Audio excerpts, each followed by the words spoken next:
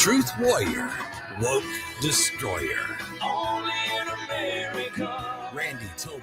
Dreaming in red, white, and blue. On News Talk STL. Only in America. Where we dream as big as we want to. We all. Again, you mentioned Pam Bondi. I've known Pam for years. She's a close friend. Look, people know that she has sterling credentials, amazing, unparalleled intellect. But here's what people may not know that I know. She is tough as nails. You want an AG who's going to take down the cartels, take down the migrant gangs, who's going to use the 70,000 law enforcement officers at DOJ to get rid of the foreign criminal enterprises in this country? That's Pam Bondi. This is the AG that is going to help President Trump deliver on his promise to liberate America. Well, there you go. It is a good morning, liberated America. I'm Randy Tobler. There's Jerome with his News Talk STL 101 994 1 and you were in full regalia today, buddy. Holy cow. Oh, I am repping the station as much as I can. We won. We're waiting with Trump. We're waiting for him to take office now, but I want everybody to know that this is the home for real, true conservative talk radio. No doubt about it. No doubt about it. And Pam Bondi, well, let's just say she's going to kick some butt. I mean, this is another one of the weak and unintelligent women in Trump's sphere. You know, I feared it was going to result in this. All those weak and unintelligent women that he surrounds himself with. Oh, wait a minute. Maybe he doesn't. I mean, it's amazing. Susie Wiles as chief of staff. She's got Pam Bondi as attorney general. Tulsi Gabbard as DNI. Kristi Noem, Department of Homeland Security. I'm sorry. These are anything but weak and unintelligent women. And I think women across America that may have had some problem with sometimes Trump's course style are probably cheering his nominees for these various cabinet positions and department agency as well. So we're going to be talking about a dump of nominations last night, including a whole bunch of them. Treasury Secretary Scott Bessent, a guy who at first glance you go, really? I don't know. He was a manager, I guess the CFO of the Soros. That's, yes, George Soros Investment Fund. Now, it's being reported by those who defend him, including, Charlie Gasparino and others who you gotta respect if you're watching Wall Street and analysts about Wall Street. They say, look, that was a separate deal. That really is not the political arm of Soros. I would say, though, wait a minute. You don't mean to tell me that some of the money that went into various candidates like Kim Gardner, George Gascon and others, the rogue prosecutors across the country that were largely Soros funded. You don't think that he had some role in that? All that aside, apparently he is on the Trump agenda, and he's got that 3-3-3 plan with cutting the deficit by 3%, having the deficit less than 3% of gross domestic product.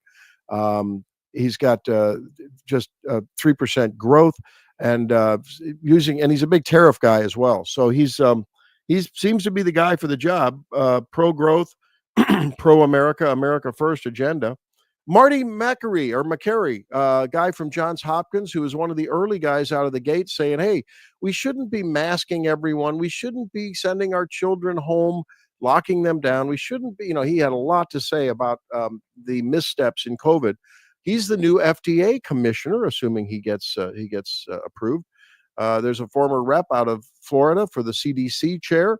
We heard about Dr. Oz. That's an interesting pick for the Center of Medicaid and Medicare Services, CMS. He'll be in that role. That'll be interesting. He's had more than a couple controversial things as a TV doctor host. Now, of course, you have to push the buttons and push the edge when you're on TV and you're trying. And he can probably escape that. He's a brilliant guy. And I know folks who know him personally, and he's an extraordinary intellect as well as obviously an entertainer and a communicator. So I think he'll be great at that role.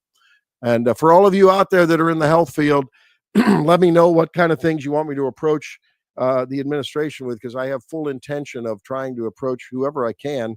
Maybe we won't go anywhere, but I'm going to see if we can get some of the regulations that are actually strangling us from taking care of patients in the way that we know how and to be unburdened by what has been in the past. Yes, let's use that Kamala phrase. Let's use that to our advantage. Let's unburden patient care, and let's have patients truly have accessible, affordable health care with the new team up in D.C. Maybe they'll just decentralize things and return it back to the states to regulate, and then we can work at that level, I think, much more effectively. So a big, boy, I tell you, just a real sprint in terms of the cabinet and the agency nominations. We hope that that pipeline doesn't get clogged up because, Jerome, there's only really a couple of years. I mean, the race to 28 has already begun. That's the nature of American politics. And given the slim margins in both the House and the Senate, certainly not a veto-proof Senate majority, I don't know, they're going to have to be nimble, do a lot through executive and agency actions, and they just don't have much time to do that. So they can't waste a lot of time in the confirmation process, which is why I'm glad that Matt Gaetz is out. How about you? I know you're not. Yeah, so go ahead, have at it. Of course, you gotta throw me in the bus like that. Yeah, no, well, that's okay. I mean, you got to defend your position. You do it ably. Yeah, so I'm one of those nerds where I will actually sit down, and when they have like subcommittee hearings, congressional hearings, stuff like that, I will sit there and watch them and listen to them a couple times, usually, just to make sure I fully understand what's going on.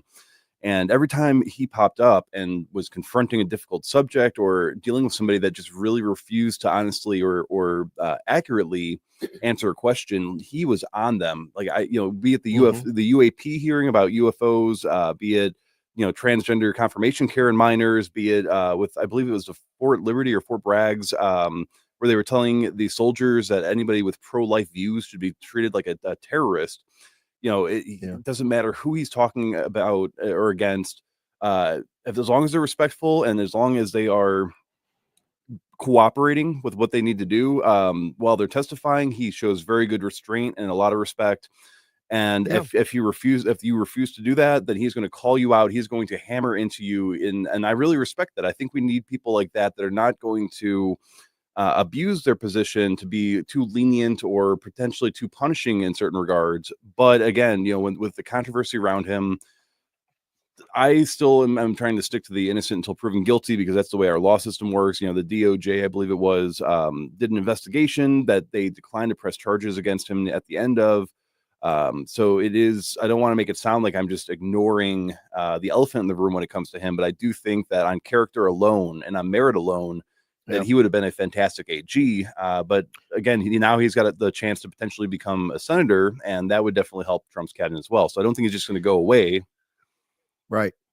I agree with you. And you know what? I think there is a moral hazard here. And that's a funny thing to use the word moral hazard, but there's with Matt Gaetz, but it's not really the fact that there is a ethics committee investigation that is still not been released, but will be, and it will have been leaked. I think that would have clouded the water and distracted the confirmation process on so many other folks. And it's really a pragmatic view I have. I actually think he'd have done a great job. I mean, irrespective of whatever is out there. And as I've said before, unless I see the spot on the blue dress and the DNA associated there with, I don't believe anything. I just don't believe anything that any quote whistleblower says unless I see the receipts, the hard evidence. Oh, that was the wrong choice of word. Unless I see that, unless I see, non-AI generated real factual evidence, because people will come out of the woodwork and claim anything about anyone. I've been on the receiving end of those kind of things. When you're on the air, that happens. When you're in a leadership position, that happens. And it's brutal out there what people will do to bring someone down, to elevate themselves, just to destroy someone, maybe for the maybe some promise of a job or cash or whatever, so that you come out and make a story by someone. And so I don't know that I believe any of that. I want to see it on film. All that said, the reality is the timeline is narrow for what amounts to a lame duck presidency. And that lame duckness is going to start sooner with Donald Trump, because there'll be a full throttle push to identify and then start getting that momentum going for the Democratic nominee heir apparent. And I think there'll be 2 or 3 of those already. I think you'll start hearing chatter about that. Heck, it was on Fox News last night. They had a feature, Hakeem Jeffries, Gavin Newsom, who else? Cory Booker, Shapiro. I was going to say Ben Shapiro. Shapiro out of Pennsylvania. So you got 3 or 4 out there who I think they're absolutely lame compared to the very deep bench that starting with J.D. Vance that the Republicans have. But I'm glad for now that Gates is out of the way. Here's the second problem with Gates being out of the way, though. It's a problem that I hope that Donald Trump decides to draw the line very soon in terms of sort of allowing people to pull out of their nomination, right? And I don't know whether there was an encouragement from the Trump team to Gates. I don't think we'll ever know the truth on that, or whether he just stood down because it was clear after talking to senators that he wasn't going to have enough votes.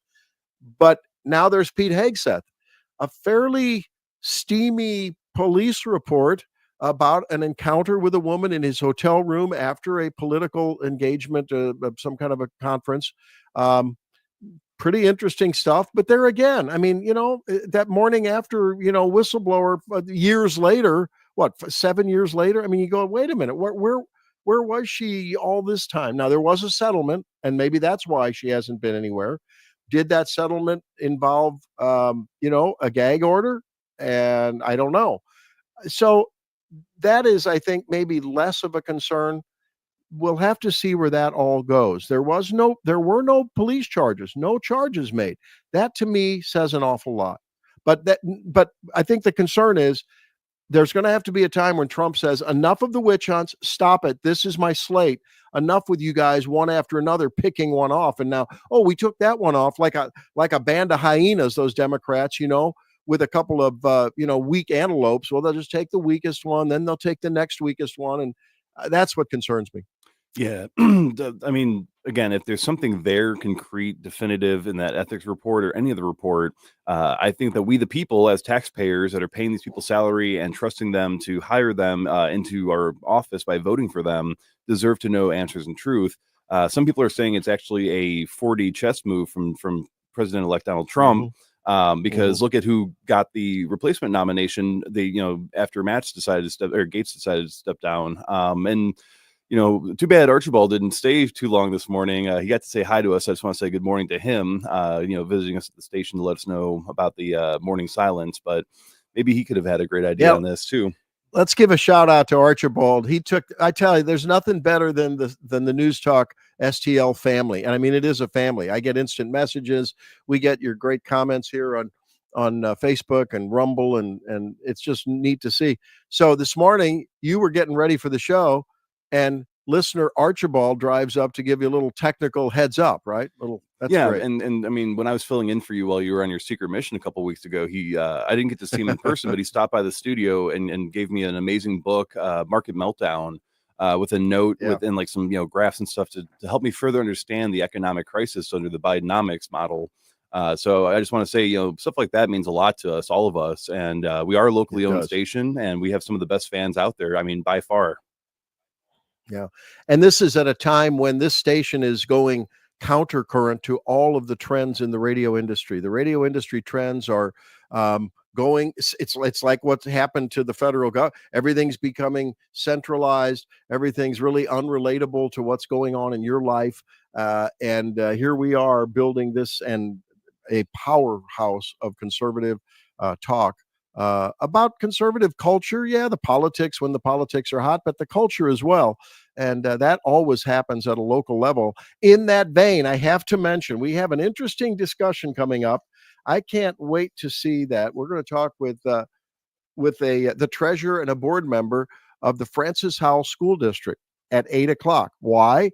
They've been in the news over the last year about policies that, just haven't really come to fruition about. And it really strikes a note with Nancy Mace doing this at the Capitol, saying, hey, ain't going to have any guys dressed as women coming into girls' locker rooms, showers, bathrooms. Not going to happen. Well, Jane Puzak is going to join us, and she's got a Puskar. Sorry, Jane's Puskar has got some opinion on that. There was a meeting that I understand just a couple nights ago.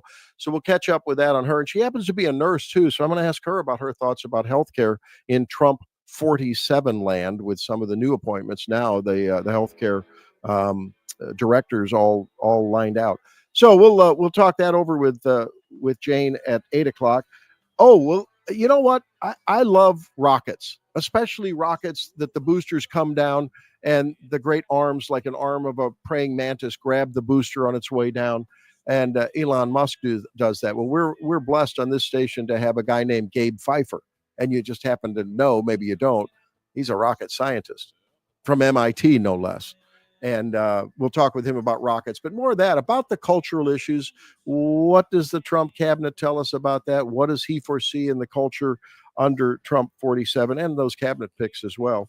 And then that's at 8:25. At 7:00, 7:06, Luis Valdez from the Gun Owners of America. They have a big agenda to restore and claw back a lot of those Second Amendment rights that were lost, cement those that are threatened, and somehow get those solidified, maybe protected from future executive action. So there's lots to talk about in protecting your and my 2A rights.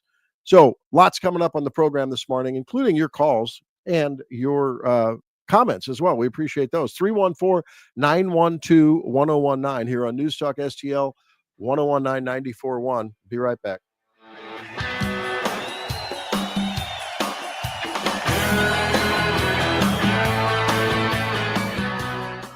Hey folks, Jamie Allman here. The 2024 Newsstairs Christmas giveaway is here, and we're giving you the chance to win big. Enter to win a $500 gift certificate to Newsstairs Jewelry. Perfect for that special someone this holiday season.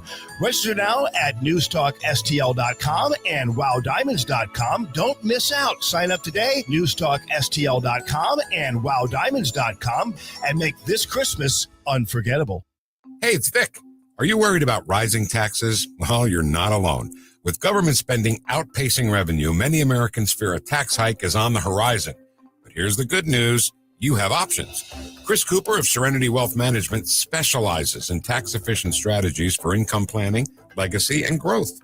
Chris knows your money will go to one of three places: the government, healthcare, or your family and charities. Shouldn't your loved ones come first? Don't let Uncle Sam be your biggest beneficiary. Take control of your financial future today. Visit serenitynowtax.com for your free copy of Chris's book, The New Holistic Retirement. Serenity Wealth Management, because you deserve peace of mind in retirement. Request your free book today at serenitynowtax.com. That's serenitynowtax.com to get your free copy of The New Holistic Retirement. That's serenitynowtax.com. Serenity Now with Chris Cooper. Investment advice offered through Fortis Capital Advisors. Craving real barbecue, St. Louis? Your search ends here. 4 incredible locations: Bogart's, Dale Smokehouse, and 2 Pappy Smokehouse spots, each serving up mouth-watering, slow-smoked perfection. Only the highest quality meats, prepared with love and care by our friendly staff. From ribs to brisket, our full menu has something for everyone. Dine in for lunch or dinner, or let us cater your next event. Bogart's, Dale Smokehouse, and Pappy Smokehouse. Where smoked meats delight, every bite is a highlight. Are you sitting on hidden treasure? Manchester Coin and Jewelry wants to turn your valuables into cash. We're Missouri's premier gold buyers and jewelry specialists with years of expertise. We offer top dollar for your coins, antiques, precious metals, and collectibles. From gold and silver to clocks and jewelry, we buy it all. Don't let your treasures collect dust. Let Manchester Coin and Jewelry give you the best value. Visit online at buyingvaluables.net or come see him today at 141 in Manchester and tell him Newstalk STL sent you. This hour, The Randy Tobler Show, is brought to you by the ClearPath Wealth Management Group at Stifel. Request a free portfolio review at clearpathinvesting.com.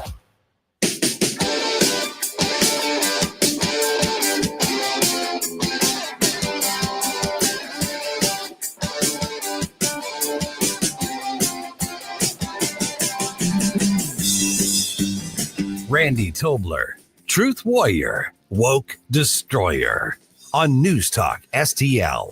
Watch us on our live stream using Rumble, Facebook, and Twitter. It's Mike Ferguson from The Morning Show, and you are listening to Randy Tobler right here on 1019 and 94.1 News Talk STL. Why? Because you're awesome.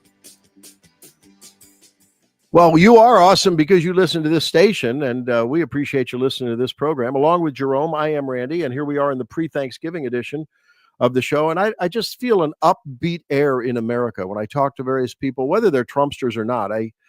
Even now, it's only the most diehard, hateful, screaming on Twitter, and we've played some of those. You've heard them right after the election. I mean, the hysterical people that need to see a psychiatrist, absolutely crazy.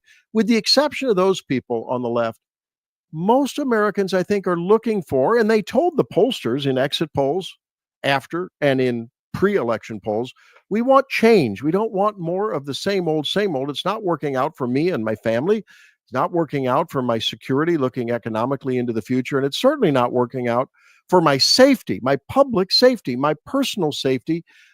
We see this trial going on with Daniel Penny now. I don't know what the debate is there. We had a crazed lunatic on drugs threatening people. And the guy, he did the best he could as a civilian trying to protect men and women on that subway train. I don't think there's any doubt about whether he did the right or wrong thing there. And in an environment where under the Biden administration and under the general attitude among progressives and wokesters on the left that, we have to feel sorry for these people. It's sort of a American privilege problem that the left has. It's like, I'm an American and I have prosperity and I have safety, and that's just not fair that I have that. We need to let Venezuelan gang members and Chinese infiltrators and Haitians. We need to come in. They're eating the dogs. They're eating the cats. Sorry, I had a little detour there. That was the funniest part of that. I'll go to my grave with that. That was the funniest darn thing. But I don't know what motivates them. My theory is it's just American privilege, and they can't deal with it, and they just want to let people come in rampant willy nilly. Well, I think that the sound that I think was heard around the world this week was the sound coming out of that trial for Laken Riley's animal killer. I'm not going to use his name. I don't think it's appropriate to use. I don't know what it is. I guess it's a he biologically, but this was clearly an animal who was hunting women to rape and harm, and ultimately he savagely raped and killed Laken Riley. And to hear the tape for her struggling, to hear about the DNA under her fingernails, well, the judge took about 15, 20 minutes to make his verdict clear, and here it is. Count 1, malice murder. I find the defendant guilty. Count 2, felony murder. I find the defendant guilty. Count 3, felony murder. I find the defendant guilty. Count 4, felony murder. I find the defendant guilty. Count 5, kidnapping with bodily injury. I find the defendant guilty. Count 6, aggravated assault with intent to rape. I find the defendant guilty. Count 7, aggravated battery. I find the defendant guilty. Count 8, obstructing or hindering a 911 call. I find the defendant guilty. Count 9, tampering with evidence. I find the defendant guilty. Count 10, peeping Tom. I find the defendant guilty. Okay, so this Georgia judge, I think, sent a clear message, and I don't think we'll ever hear. I don't know that he'll ever tell. I don't know that we could ever extract it out of him. But I imagine what was going through this judge's head was, there's a new sheriff in town. I can't deal with the grief that families across America, including this family in front of me, that has had to live through this nightmare and will live through this nightmare over and over and over again. I, judge, have to send a clear, resounding message that it doesn't take a jury. It doesn't take 3-4 years of back and forth and motion this and lawyer that and Philadelphia lawyer more and let's back and forth. No, it's clear this has got to stop, and we're going to send a clear message. And you can't help but think that Laken's mom, Allison Phillips, when she made her statement, and we'll just play a short 20 seconds of it, didn't have a huge impact, not only on this judge, on the courtroom, but on all of us in America. And to save herself from being brutally raped. This sick, twisted, and evil coward showed no regard for Laken or human life. We are asking that same be done to him. Most importantly, she was a child of God. She had a personal relationship with Jesus, and she loved being the hands and feet, his hands and feet in this world.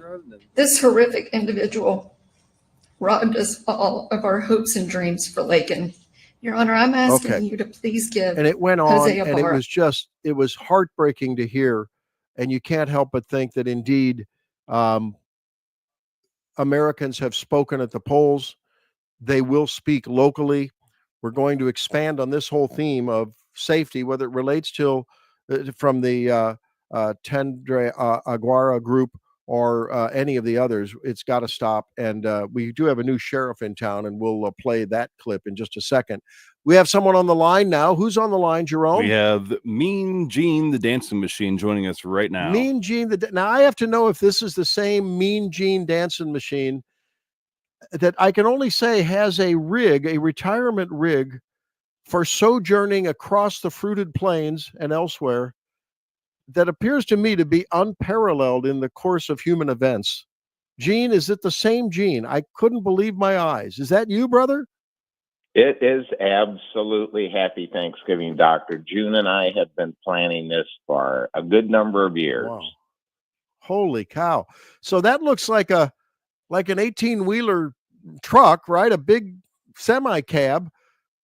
And it looks like you're trailing Barnum and Bailey Brothers Circus behind you. Tell us about the rig and what you're going to do with it.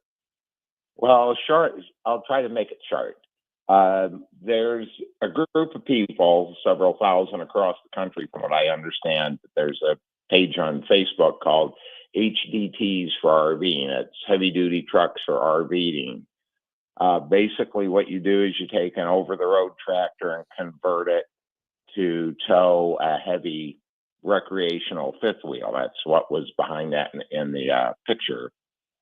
And they'll customize them in many different fashions. This one we picked up from people that are now our friends down in Oklahoma. So, and it just happened to go that, the color on the tractor works great with the trailer.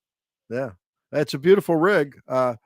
So I could just picture you like becoming a wayfarer. Like there is no home. America is Gene and June's home, right? Just traveling all around the country. That's an amazing rig. That is pretty much true. And while we're going along, we're trying to find out what state, certainly now Illinois, that we want to drop anchor in when we're done doing that in a small house. So now I imagine that that thing may suck a little fuel. You have to be feeling pretty good about Scott Bessent, who wants 3 million barrels of oil a day more as part of his 333 plan. He's the new Treasury Secretary. And it takes a lot to drive and maintain one of those rigs. Are you feeling pretty good about all of the cabinet picks? Oh yeah, I think so. Yeah, it gets about 7.3 miles to a gallon, but you can see down the road and it's super safe. But yes, especially Pam Bondi, it's like definite good find there. Big thumbs up. Yeah. And it's a shame what they're doing, trying to eviscerate Pete Hegseth. So that was so. Well, we'll have to see where it goes. Well, Gene, all the best in your travels. I hope that no matter where you are, you will stream us on the great app or on your laptop if you're doing some investing. Now that the market's going to go crazy as economy really booms. But make sure you stream us if you can't hear us on the radio. We'll do that. Hey, I got a quick comment for you. 2 things, real fast. Yep. Government, if they don't have this done already, direct primary care physicians such as yourself, that needs to be tax deductible as a medical expense. And as a healthcare provider, as you know myself, get the insurance companies the heck out of the way of healthcare people to do their jobs. Yeah, there's no doubt the healthcare insurance companies, the bureaucrats have gotten in the way of a growing movement. And ladies and gentlemen, if you haven't been involved in direct primary care, there are some impediments in terms of IRS rules and other things that are just absolutely trying to do all they can to try to prevent that movement from growing. And I could tell you the stories after stories that would take the rest of the show to tell you, just with our young practice, how many people are getting the care that they need because we spend time. And I'm not alone. Anyone doing direct primary care and anyone who's a direct primary care patient can tell you there's time with patients. And when you spend time, you learn stuff that a little 5-minute visit after a 6-week wait for the appointment just doesn't allow you to do. So, yeah, good. Thanks for that shout out for some regulatory reform and sanity, Gene. Hey, thanks for calling in, brother. Really appreciate it. All righty. Hey, Boy, you we'll ought be to see that talking rig later. on Gene's. All right, we will. We will. Yeah, stay in touch. So we were talking about safety and about immigration, and I am just thrilled. I am absolutely just like a kid in a candy shop thrilled with what I hope is going to unfold under Department of Homeland Security, Kristi Noem's guidance, and of course the border czar, Tom Homan. We've had the pleasure of talking with Tom in the past. Here's a little bit of what he had to say about his thoughts about border security. So look, this administration has blood in their hands. I hope that every mayor and governor who supports sanctuary cities listens to that tape. Listen to the way that young lady died. I just want to be this young lady got killed. No, listen to her fight for her life for 17 minutes, fighting for breath, fighting to survive. This happens. She just won a May. Griff, you know, there's many stories under this administration that's happened, and there's many more we don't know about because sometimes sanctuary cities don't capture their foreign national citizenship, so it's not an end report, and they never contact ICE. So this is one of many, and it's disgusting, and President Trump is going to put a stop to this. And I don't know how Joe Biden, Jill Biden, who kept him in office way too long, anyone in his sphere, Alejandro Mayorkas, I don't think the man has a soul. I really don't believe he has a human soul. I don't know. He may bleed something green when they draw blood from him. I'm not sure. It certainly ain't red. These people do have blood on their hands, and it's not only Lake and Riley, it's so many others. We hear the other day in Boston, we have a few more immigrants. What are 2 or 3 of these crazy aliens? They just monsters, and they're raping 14-year-old girls. I mean, it's just one after another, Jerome. It's got to stop. Well, and we were talking about this last week on the Next Gen, which you can listen to Sundays from 8 to 9 p.m. So Tennessee, they officially announced that in every major Tennessee city, they're finding the TDA gang, and that they literally are attacking people like rival cartel members, doing executions in broad daylight, and then posting the videos of that on social media. Like, this is not just it's a 1 or 2 or 3, it's one apartment complex in one city, and that's it. This is literally like a tentacled monster, like an octopus, just seeping in and latching on to every major city in our country, and sometimes even the smaller towns, because those are close enough to these big cities to hide out at. It is absolutely ridiculous. And to have government officials stepping up saying, if you want to come for them, you have to come through me. Like, no, Homan right. And the Trump administration, I mean, they are defending what our Constitution says to do. I cannot believe that the Biden administration, if you look at how many federal laws regarding just immigration, illegal immigration that they have broken, that they are in defiance of, that should count as treason and should be punished as treason, that they get away with somehow. It is unbelievable. Well, you're right. We've got J.B. Pritzker in Illinois saying we're not going to cooperate. You pointed out where the Denver mayor is like, we're not going to help. And in fact, I think they'll actively obstruct any federal officials, ICE officials, from coming in and rounding these people up. They're saying that the Denver guy is saying that he's going to try to use the police force and 50,000 residents of the city to stand up and defiance to protect these illegals. Why are you doing this? Who are you to sit there and defy our own people and to endanger them because you want to protect illegal immigrants that are killing people and harming people and doing all sorts of other stuff that shouldn't have been here in the first place? Why do they matter more than an American citizen that was born here, that comes from a family that's here, the legal immigrants that went through the system? You should resign. You should be put in prison alongside the killer of Lake and Riley and the TDA gang members and everybody else that shouldn't be here. And you posted on the thread we have between all the folks at our News Talk thread on the Messenger that Section 1907, Title 8, United States Code 1324A, prohibits alien smuggling, domestic transportation, concealing or harboring on. Isn't it concealing unauthorized aliens when you're not allowing ICE agents in your city? Isn't a mayor subject to this? Or engaging in conspiracy, aiding or abetting any of the preceding acts? I mean, hello. Okay. And you know what? The penalties for that are pretty wide. The penalty, basic statutory maximum penalty is a fine, imprisoned for not more than 10 years or both. And so why aren't these people being prosecuted? I hope that Pam Bondi will seriously consider prosecution of these public officials. They are actively involved in harboring these criminals. And yes, I think it's wise politically, and it is just the smart thing to do. We want to get the Trende Aguara. We want to get these people, Trende Aragua.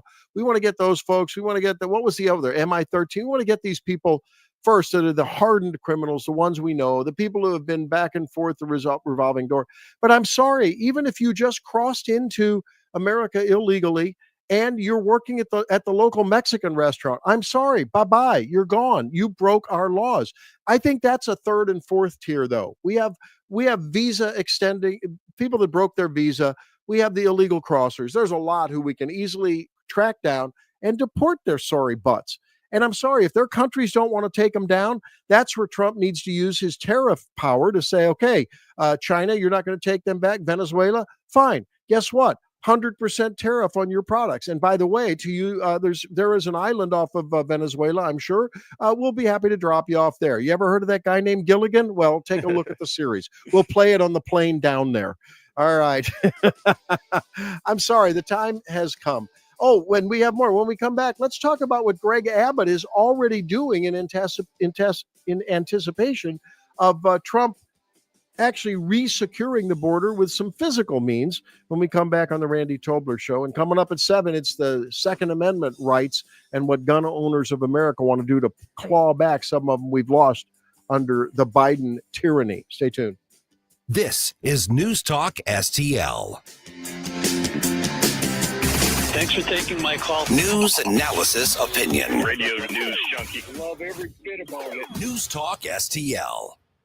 Getting new flooring can be exciting, or it can be a hassle. To make sure you have a great experience, use Michael's Flooring, like I did. Hi, it's Susie Moore, and Michael's Flooring has become my go-to for quality, variety, and an all-around great experience. They've been locally owned and operated for more than 30 years. Carpet, hardwood, laminate, ceramic tile, natural stone, luxury vinyl, it doesn't matter. Michael's Flooring is ready to help. 3 locations to pick from: St. Peter's, Darting Prairie, and Creve Coeur, or online at igotfloor.com. That's igotfloor.com. Craving the most delicious pizza in town? Head to Monocle's on Highway K in the heart of O'Fallon. From thin crust to pan pizza, gluten-free options, and every topping imaginable. Monocle's has you covered. Indulge in mouth-watering calzones, party-sized salads, and our famous sweet and tart dressing. Family-owned and locally operated, Monocle's serves up love and care with every bite. Dine in or carry out, and don't forget to try our banana-licious monkey bread for dessert. Order online at monocles.com or stop in today and tell them News Talk STL sent you. Need promotional products or apparel for your business? Look no further than Blue Sky Promotions. This woman-owned, locally operated company in Bridgeton specializes in anything and everything promotional. From branded apparel and uniforms to custom giveaways and marketing materials, Blue Sky Promotions has you covered. Whether you're looking to stand out at a trade show, build brand awareness, or reward your employees, Blue Sky Promotions has the solutions you need. Visit blueskypromotions.com or call 314-739-3531. Looking for that perfect farm fresh flavor? For over 25 years, Anthony's Produce has been St. Peter's favorite harvest destination. Bundle up with our premium firewood delivery service and make your Thanksgiving gathering unforgettable with our gorgeous party platters of fresh fruits and veggies. Wow your guests with Anthony's stunning fruit bouquets and decadent chocolate-covered strawberries. Open year-round daily from 7 to 5, 701 Juggerman Road and at anthonysproduce.com. Anthony's Produce, bringing farm fresh goodness to your table since 1997. Jewels on Hampton and St. Louis Hills is paying some of the highest prices on gold, silver, diamonds, semi-precious colored stones, coins, flatware, and fine watches on site. Jewels on Hampton is a premier jeweler featuring Alvanza's jewel art designs with an exquisite selection of diamonds, semi-precious stone jewelry, and vintage watches. Their expert design team can restyle your jewelry to today's contemporary style. They also do jewelry and watch repair. Need extra cash? Jewels on Hampton is paying some of the highest prices on gold, silver, diamonds, semi-precious colored stones, coins, flatware, and fine watches. Bring in your collectibles and clocks and sports memorabilia and figurines too. Jewels on Hampton, 4506 Hampton, just 3 blocks south of Chippewa, and jewelsonhampton.com. Call them at 314-752-5000, 314-752-5000, and jewelsonhampton.com. Jewels on Hampton. This hour, The Randy Tobler Show is brought to you by the ClearPath Wealth Management Group at Stifel. Request a free portfolio review at clearpathinvesting.com.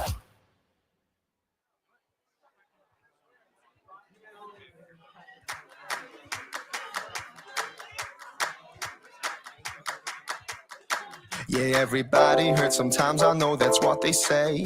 But right now it seems this loneliness won't go away. Randy Tobler, Truth Warrior, Woke Destroyer on News Talk STL.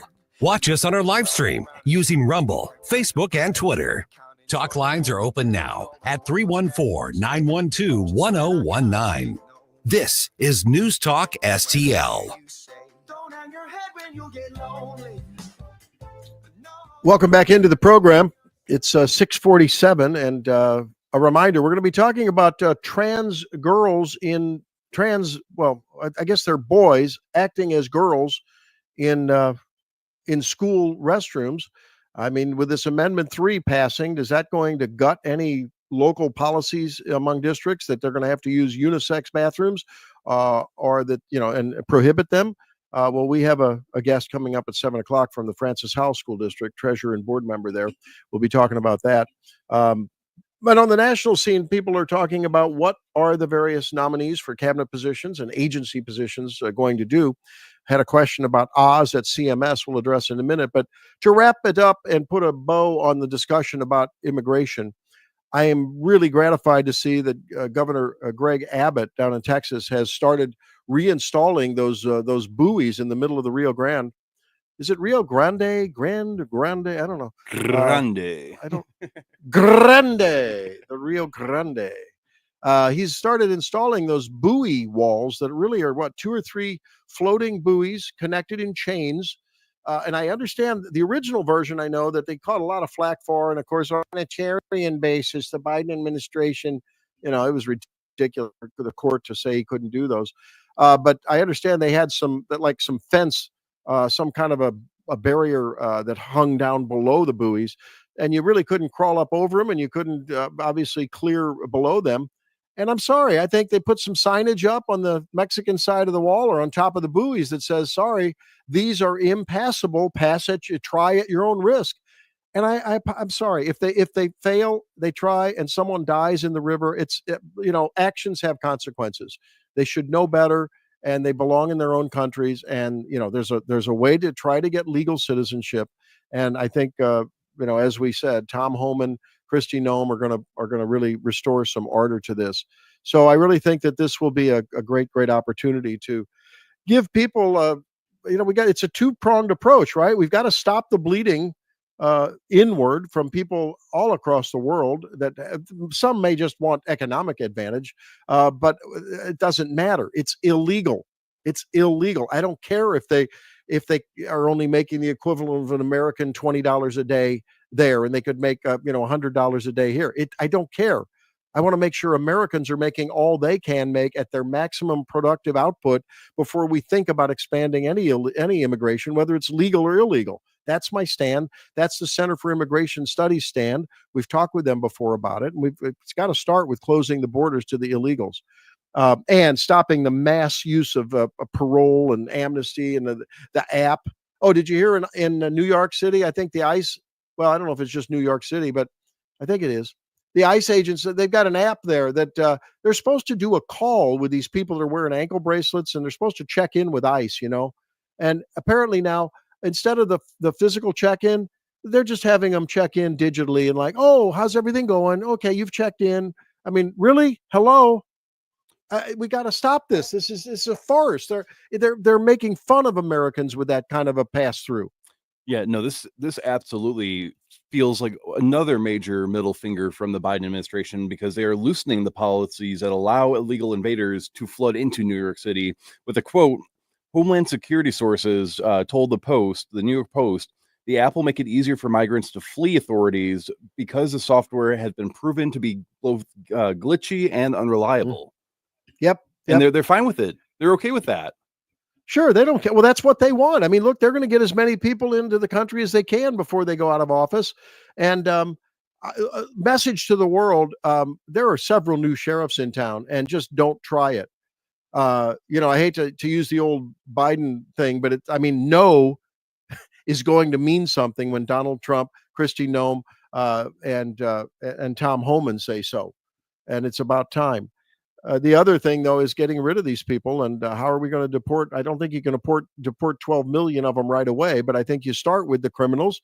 And whether it's a minor crime or not, I don't care if they're caught with a bottle of beer, an open beer in their car. Sorry, you're gone. Start with the ones that you pick up that are now doubly breaking our laws, whether it's violent or not. I don't want to hear this violent, non-violent. Of course, a violent person should be prioritized in the moment if you've got options, but otherwise get them out of there as soon as they break the law. Bye-bye, you're out of here. And if it means we dump you on some island and you have to fend for yourself, I'm sorry. We're a sovereign nation, and we're going to protect our borders. Now, there is some concern. I have a lot of concern about what some of the things that Dr. Oz has said in the past. Back in 2020, we had a listener wonder about my thoughts about Dr. Oz. Back in 2020, Mehmet Oz wrote a piece in Forbes, basically wanting to move the entire country, but starting with Medicare recipients from Medicare. There's the Medicare Advantage, which is heavily subsidized by the government, tightly regulated in terms of limiting access to care and whom you can receive care from. And they hand out all the benefits. You see, you get a this, you get a that, you get a little card to buy some Band-Aids with, whatever. But when it comes to really needing care, you have to go to people that are on their network, and not all the best people are always on the network. I'm not saying that there aren't good people in their networks, but they're narrow networks that you have to really go lockstep with. And I'm concerned about the government creating rules and subsidizing private organizations, and the government still having some control over it. Look, if he wants to privatize Medicare, just give every Medicare recipient $11,000, $12,000, which is about the average spend, depending on the geographic area. I'd have to look up our area here in St. Louis, but it's between $10,000 and $12,000 in Midwestern areas. Just give them that money and have them go shop for insurance. Get a direct primary care contract, and then do a healthcare sharing plan. Let's let the market really work. Don't just give money to a few highly integrated in terms of their networks, highly leveraged United Healthcare, Cigna, Aetna, whoever it is that's doing it, Blue Cross Blue Shield, Anthem. Stop that. We can't give the power to these concentrated conglomerates that are just huge, and they own the whole deal. Let the market win. In fact, you've got a little something from and so I don't know whether he's going to go for Medicare for all on an Advantage plan. That sounds suspiciously like Kamala Harris, ladies and gentlemen. I'm going to keep an eye on Dr. Oz. I'm going to keep an eye on him. If he starts heading that way, he's going to hear from Randy. He's going to hear from him. You've got a little something from Milton Friedman on how the market works. You want to play a little bit of that? Yeah, give me one moment here. Sorry about that, Doc. All right, we'll play that. And this is what Milton Friedman says about the market. And if it applies to, as he says, pencils, it also applies to the healthcare market. It really, really does. Here it goes. This lead pencil. There's not a single person in the world who could make this pencil. Remarkable statement? Not at all. The wood from which it's made, for all I know, comes from a tree that was cut down in the state of Washington. To cut down that tree, it took a saw. To make the saw, it took steel. To make the steel, it took iron ore. This black center, we call it lead, but it's really graphite, compressed graphite. I'm not sure where it comes from, but I think it comes from some mines in South America.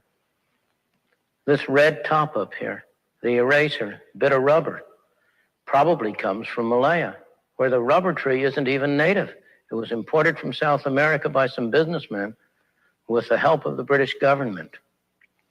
This brass ferrule, I haven't the slightest idea where it came from, or the yellow paint, or the paint that made the black lines, or the glue that holds it together. Literally thousands of people cooperated to make this pencil. So the reason why I like that clip a lot is because it demonstrates something so mundane as a pencil takes so many different people asynchronistically working together to provide that. And especially in the context of be it healthcare, be it government, anything like that. You know, it's not just about the business owners. I mean, specifically with healthcare, even, you know, how many of us are taking good enough care of ourselves to not be over reliant on big pharmaceutical companies, emergency and urgent care visits, etc. You know? Well, without government control, the pencil gets made. There's not a central agency for pencil making. And that's the point. Independent, creative, and entrepreneurial and hardworking people across the world, they collaborate to make a pencil. Well, the same can happen with healthcare. Trust me, I see it. I do it every day now. We do not need the federal government controlling it and controlling your doctor, your nurse, your physical therapist, your respiratory therapist like puppets on a string. It's not good for you, ladies and gentlemen. You know it. I don't have to tell you. And if Mehmet Oz thinks he's going to give control to your Medicare and ultimately all your health care through some centralized private-public partnership, run the other way. We'll be back talking about Second Amendment rights with the Gun Owners of America right after this. Feels like we're running round in circles. We can't catch a breath. We can't enjoy the moment when we always want what's next. Subscribe and watch your favorite News Talk STL shows. Like Ferguson in the Morning, The Vic Porcelli Show, Columbo and Company, Jones and Arps. Webcam streaming on Facebook, Twitter, Rumble. Subscribe and watch News Talk STL. Let Sievers JCB create a custom purchasing plan for your year-end equipment needs and maximize your tax savings. Whether you need 0% financing for up to 60 months, generous cash incentives up to $9,000, or extended warranties for up to 5 years, Sievers JCB can tailor a plan to fit your fleet needs and budget. Programs are available on a wide range of products, including track loaders, excavators, wheel loaders, and more. Call, stop by, or check them out online at SieversJCB.com. From home improvement to replacement, do-it-yourself electrical projects can be shocking. That's where Grasser Electric can help. They've been lighting up St. Louis for years. From ceiling fans and dimmer switches to repair or replacing your electric. No job is too big or too small for your home or business. Grasser Electric will even install emergency backup generators. So call Grasser Electric today before the sparks start to fly. 636-441-5200 or go to grasserelectric.com. Hungry for the best steak you'll ever have? Head to the heart of Moscow Mills and discover Harry J's, a local landmark and family-owned steakhouse, serving up excellence since '98. From mouth-watering appetizers to decadent desserts, Harry J's has something for everyone. Enjoy our extensive bar selection while soaking in our friendly family atmosphere. Whether dine-in or carry-out, your meal is prepared to perfection. Make the drive to 300 Main Street and treat yourself to a taste of Moscow Mills' finest. Harry J's, more than a steakhouse. We're a tradition. In the fast-paced world of digital marketing, making connections is a challenge for any business. But what if we told you there is a place where connections aren't just made, they're grown? Meet 2060 Digital, your premier Google partner and top-tier digital agency. We don't just follow trends, we set them. At 2060 Digital, we're not just another agency. NBS Bowling Green. This is News Talk STL at 1019, 94.1, and always streaming at newstalkstl.com. Breaking news this hour at townhall.com. I'm Bob Agnew in Washington. President Biden hasn't had much to say about the election since Donald Trump's victory. Here's White House correspondent Greg Clugston. The president's only public discussion of the outcome of the election came during a short Rose Garden speech 2 days after the election. After warning voters for years that a Trump win would be disastrous for American democracy, Mr. Biden has gone largely silent on those concerns. White House spokesman Andrew Bates said Biden's views about the stakes for democracy are unchanged, but believes it's critical to respect the will of the voters by providing an orderly transition and peaceful transfer of power. Greg Clugston, the White House. This past week has seen the most significant escalation in hostilities Ukraine has witnessed since Russia's full-scale invasion nearly 3 years ago. It began with U.S. President Biden reversing a long-standing policy by granting Kiev permission to deploy American longer-range missiles inside Russian territory. Former Senator Jim Taleb expects the incoming president, Donald Trump, to try and negotiate a settlement. The Russian state has been degraded. Sweden and Finland are now in NATO. This has been a strategic loss for Putin. And I think he probably wants to get out on terms that don't make that loss worse. I think Trump realizes that.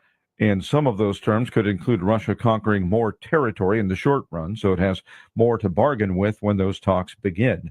The Supreme Court has stepped into a major legal battle over the $8 billion a year the federal government spends to subsidize phone and internet services in schools, libraries, and rural areas. It's a new test of federal regulatory power.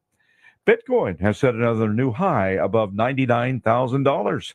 The cryptocurrency has begun shattering records and has been doing so nearly daily since the election, up more than 40% over just the past 2 weeks. You'll find more on these stories at townhall.com. Life takes a toll on our bodies. No way around it. Whether it's sitting hours on end at your computer or working a physical job, over time your body pays the price. There is, however, an effective way to turn back the clock on pain, Relief Factor. Developed by doctors, Relief Factor helps support your body's response to inflammation. The difference? Instead of masking pain, Relief Factor helps eliminate it for good. And it's 100% drug-free. If the pains that come with living a full life are affecting you, do as so many others have. Turn back the clock on pain with Relief Factor. Their 3-week quick start is just $19.95, less than $1 a day. When you feel good, it's amazing how much more you get out of life. So visit relieffactor.com or call 1-800-4RELIEF. That's 1-800-4RELIEF. Try it for only $19.95. While we can't stop aging, not yet, we can stop pain. Turn back the clock with Relief Factor. This hour of News Talk STL brought to you by Piccadilly Palace, located in Union, Missouri. The ultimate family fun center is Piccadilly Palace. Call 314-860-6418 or visit piccadillypalace.com. Are you paying to cool or heat the entire neighborhood? Renewal by Anderson can install energy-efficient windows, even sliding doors. Plus, they come with the nation's best warranty. Most other window companies are pushing vinyl windows, which means they expand and contract. What you need to do is visit the website, rbastl.com, rbastl.com, or dial pound 250, and say windows. Hi, I'm Helene Tobler, culinary nutritionist at Body of Health Direct Primary Care. Here we do practical wellness. Dr. Randy and I have a common sense approach to healthcare. My passion is helping our members enjoy better nutrition because food is medicine. We approach problems with a lifestyle foundation and cutting-edge medical tool chest. At Body of Health, it's about being your healthiest you. If you want to experience healthcare the way it ought to be, schedule a discovery call today at bodyofhealth.com. That's bodyofhealth.com. If you haven't been to Lit Cigar Lounge in the district at Chesterfield, you're missing a great experience. Premium cigars, drinks, spacious seating, TVs in every direction. This and more explain why Lit was voted Best Cigar Lounge 2 years in a row. Now you can be at Lit and order Napoli Brothers pizza and pasta delivered to you. In fact, Napoli's just a few doors down. A coal-fired oven giving a unique taste. Napoli Brothers Pizza and Pasta, now open in the Chesterfield district. Attention food lovers. Craving authentic kosher cuisine? Head to Nate's Kosher Deli in the heart of Creve Coeur's culinary scene. Formerly Cone's, Nate's is now under new ownership, offering an even greater selection of kosher items, from mouth-watering sandwiches to gourmet meats and fresh-baked goods. There's something for everyone. Call 314-333-6283 or visit NatesKosherDeli.com. Experience the difference at Nate's Kosher Deli today. And don't forget to mention News Talk STL sent you. Tony Colombo here for the Farmers Co-op Old Town Country Store in Old Town St. Peters, where they have a huge selection of products and services for your yard and home, including a full line of lawn and garden products, a full line of products for animal care, and that includes anything from livestock to the family dog or cat. They'll fill any size propane tank for about half the price of a new one, and so much more. Visit them in St. Peters on 2nd Street, right behind the QT at 70 and Mid Rivers Mall Drive, and check out all their products and services at oldtowncountrystore.com. Columbo and Company. On Monday, we'll get you up to speed on all the important news you need to start your week, plus Virginia Kruta from the Daily Wire at 2:20 and tech expert Mike McCleary at 3:05. Live and local weekdays at 2 on News Talk STL.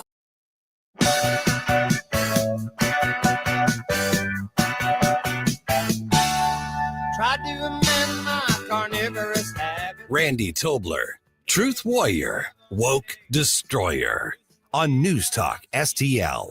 Hey, it's Vic Porcelli. Come hang out with Ken Williams and me every Monday through Friday from 9 to 11. But right now, it's back to the Randy Tobler Show on 101.9 and 94.1 News Talk STL.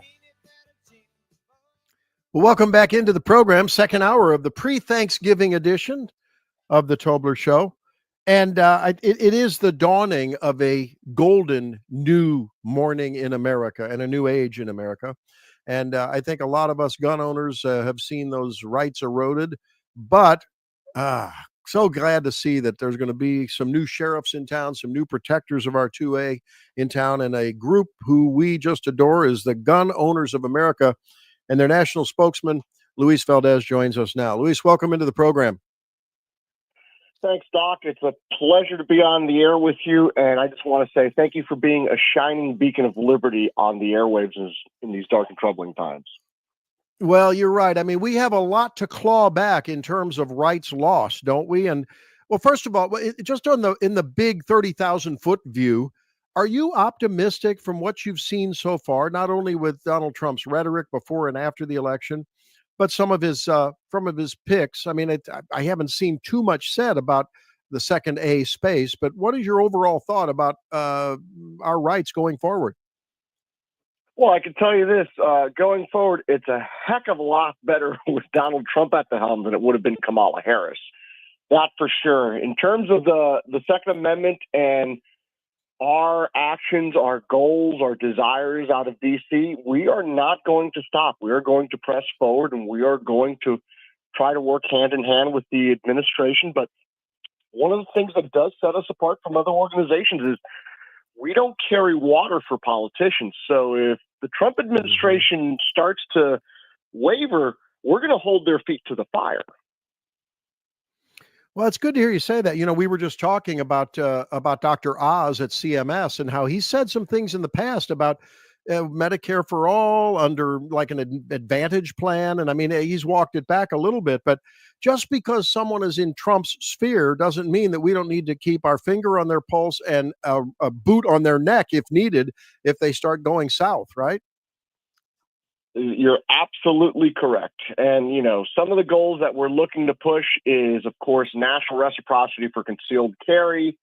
We want to push the Hearing Protection Act, which is the deregulation of suppressors and taking them off the NFA list because, hey, look, in the rest of the civilized world, it's considered polite to show up to a gun range with a suppressed firearm so, you know, you're not causing tinnitus and ringing in the ears.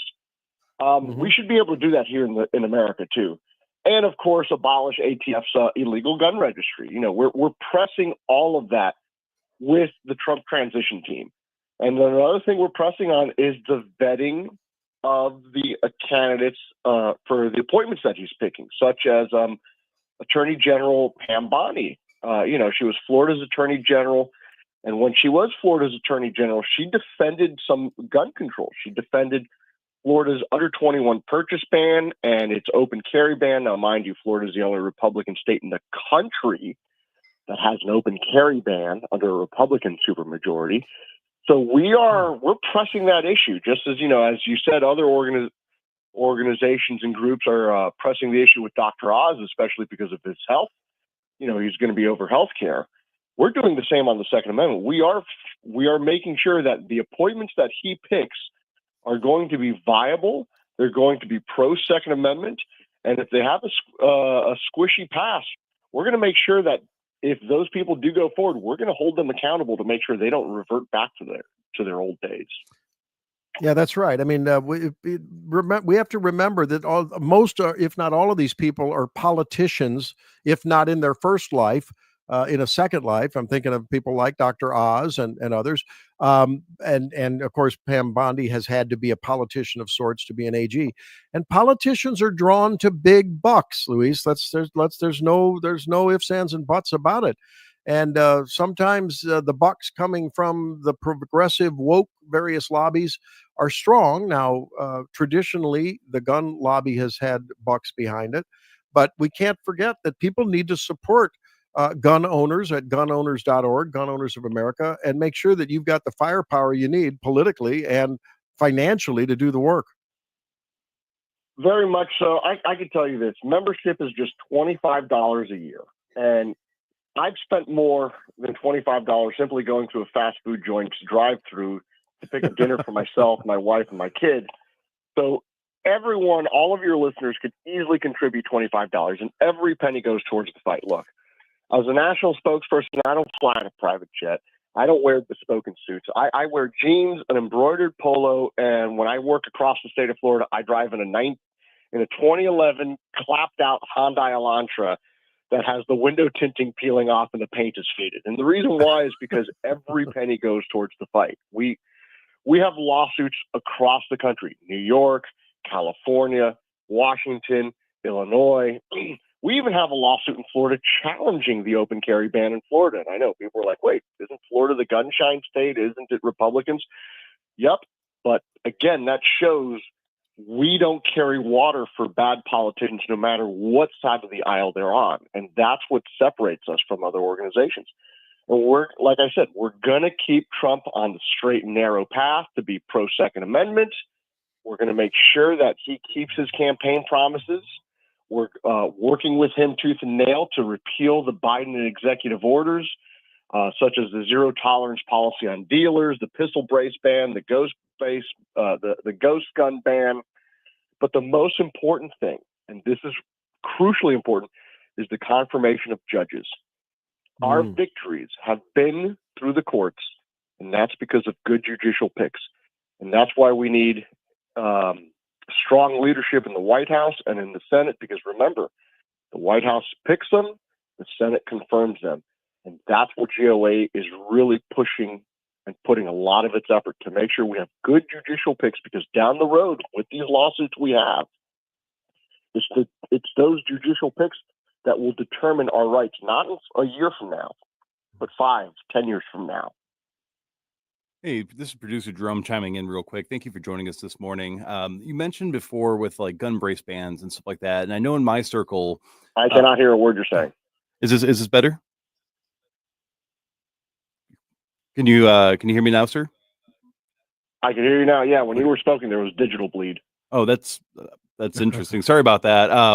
So just to go back to the potential for bans under different administrations, I know in my circle, there are quite a few gun owners that are still a bit peeved over the bump stock ban that I believe Donald Trump supported. I just wanted to know from your point of view if you have any comments about that, or should we be worried about something like that happening again, or was that just a mistake and we don't have to worry about that anymore? Well, part of that comes down to he was listening to some different groups of folks, and we have a louder voice in his ear. But again, we sued the Trump administration over that. We made sure. Trump's victory is not something that we were just there going like, yep, this is perfect. Everything's in the bag now. We don't have to work. No. Trump's victory means we have a better situation than what we did under the Biden-Harris campaign and what would have been if Harris won. But organizationally, we don't carry water for politicians. We hold their feet to the fire. So if he even wavers towards that again, we will pull him to task. We will hold him to his campaign promises. That is Luis Valdez with the Gun Owners of America. And, we have an incoming congressman named Bob Onder, friend of mine, super second A advocate coming into Congress. How do you feel about the recent congressional elections? Not with, of course, certainly Dr. Bob is a stellar advocate for 2A. How does the Congress look in terms of sympathy for gaining back and even, clawing back and even expanding gun rights? Well, in the House of Representatives, it looks darn good. Even back under Trump's first administration, national reciprocity passed the House. It was held up in the Senate. Mitch McConnell, as Senate president or a Senate majority leader, didn't want to bring it up for a vote because there wasn't 60 votes for cloture. But I think with new leadership in power, we might be able to maneuver around that. If you recall back during the Obama administration, Republicans attached national park carry to a must-pass credit card reform bill that Obama wanted, and we got that passed. So things can be done. We could attach things like national reciprocity to must-pass budgetary bills or other things of that sort that the Democrats can't shoot down because, of course, their constituents want it. So I think strategically speaking, we have a better shot at getting good, solid legislation through this go-around. All right, Luis, before we let you go, we have a very active audience here on News Talk STL. And many, if not the vast majority of them, own guns and use them. And they would be happy to write letters to the Trump administration, to, I guess ATF's is that under Treasury? I think. I'm sorry, can you repeat the question again? Well, you were asking ATF, if ATF is under the Treasury Department? Well, yeah. I mean, we have an active group, and I'm wondering if folks can write letters to the administration and to whom they would direct them to get some action done on these executive orders, so that as a part of Donald Trump's day one reversal of executive orders, you've mentioned zero tolerance policy on dealers, pistol brace ban, the ghost gun ban. They can learn about these things on gunowners.org. But is it going to be helpful? And what kind of activism can, other than supporting the organization, can folks do individually to try to get these executive actions, at least get those things reversed? Well, one of the things GOA does is on our website and through our membership, we actually have calls to action where we have pre-filed contacts to where if it's a critical issue, like who's going to be the director of ATF, which they would fall under the Department of Justice, we could actually direct our members to contact these key specific people to push these issues. So going through GOA's website, there's actually calls to action specifically for this. So your listeners that are politically active, it's a great way to do it. Yeah, I'm looking right here on gunowners.org. National alert. Tell Congress not to pass gun control during the lame duck session. I mean, there's all kinds of things here. And, Biden is already loosening up immigration enforcement and ICE monitoring of people already here, of aliens already here. And I wouldn't be surprised if in the dark of night they try to push through some kind of restriction on our 2A rights. And I know you'll be all over it, along with all your friends and colleagues there at Gun Owners of America. Luis, thanks for being with us. I'm glad you're keeping an eye on these folks. Let's not let them let the pedal up on the metal. Thanks so much. Thank you. And again, thank you for being a shining beacon of liberty on the air. And thank you for letting us join your platform to voice our concerns. All right. Let's talk again. Appreciate it, Luis. There he is, Luis Valdez. And again, gunowners.org is the website. It is time that we really press these administration officials, ladies and gentlemen, to live up to our expected conservative behavior and traditional values behavior. I told you I'm a little concerned. Trump is taken by celebrity, by communications ability, messaging ability, and in his own behavior. He loves to be loved. And if you get a bunch of narcissists that love to be loved in there, and I'm not saying any of these people are primarily that, we have to be careful and not just be all giddy about the possibility. We need to make it come to fruition with lots of activism. All right, that'll wrap it up for our gun control discussion, but it is an important one, and we want to keep, like I said, our pedal on the metal. When we come back, Bucks County, Pennsylvania officials are eating some crow in light of their illegal vote counting activities. We'll talk about that and other eye on the progressive, unbelievably anti-American activities that will be ongoing if we don't keep an eye on them. No one else will. Stay tuned for that. Virginia Kruta coming up at 7:45. We have the treasurer and a board member at Francis Howell School District to talk about transgender policy there at 8 o'clock, as well as some medical policy. She happens to be a nurse as well. And then Gabe Pfifer at 8:25. So we got a lot coming up on the program. Hope you can stay with us. Randy Tobler, Truth Warrior, Woke Destroyer on News Talk STL. Talk lines are open now at 314-912-1019. Number one for live and local conservative talk. You can say he's fat. I know for a fact. It's just about time. It's not now. When? Oh, there's just so much to say and not enough time to say it or do it. I'm sorry. This is our country. This is the country that you and I love. I'm kind of not surprised. Man, that's what they need. Very upset. A lot of fear. I agree with that, and well, who couldn't agree with it? It's a fact. 1019 and 94.1. St. Louis is number one for conservative talk. News Talk STL. We'll prevail. Why choose a Sleep Number smart bed? Can I make my side softer? Can I make my side firmer? Can we sleep cooler? Sleep Number does that. Cools up to 8 times faster and lets you choose your ideal comfort on either side. Your Sleep Number setting. And now, during our Black Friday sale, save 50% on the Sleep Number limited edition smart bed. Plus free home delivery when you add a base. And Cyber Monday. To find a store near you, visit sleepnumber.com. Are you having trouble hearing? Hearing loss can devastate the quality of your life. Now, there's an affordable fix for you or your loved one. Rated in the best hearing aids of 2024 by USA Today, Audion Hearing has the highest quality hearing aids at the lowest prices, just $189. I actually like them better than my old $5,000 hearing aids. Join over 500,000 happy customers by going to audionhearing.com. That's AUDIEN hearing.com. Don't miss out on Black Friday sales live now through November 30th. Napoli Brothers Pizza and Pasta, now open in the district of Chesterfield Valley. Napoli has the only coal-fired pizza oven. That means an incredible taste you cannot get anywhere else. So enjoy a unique pizza at Napoli Brothers Pizza and Pasta in the district. And then walk a few doors down and enjoy premium cigars and drinks at Lit Cigar Lounge. There's a perfect way to end the evening. Napoli Pizza followed by Lit Cigar Lounge, a winning combination. Hello, this is Jay with Titan Hill Armory in Washington, Missouri. We are a small family-owned business specializing in firearms and accessories. We buy, sell, and trade and have over 2,000 firearms in our store. We're open Wednesday through Friday, 10 a.m. to 6 p.m., and Saturday, 10 a.m. to 3 p.m. Check us out at 1807 East 5th Street or online at TitanHillArmory.com. Titan Hill Armory, your source for firearms, ammunition, accessories in Washington, Missouri. Again, that's TitanHillArmory.com. Hey folks, Tim Jones here with Eric from Newstetter's Fine Jewelers.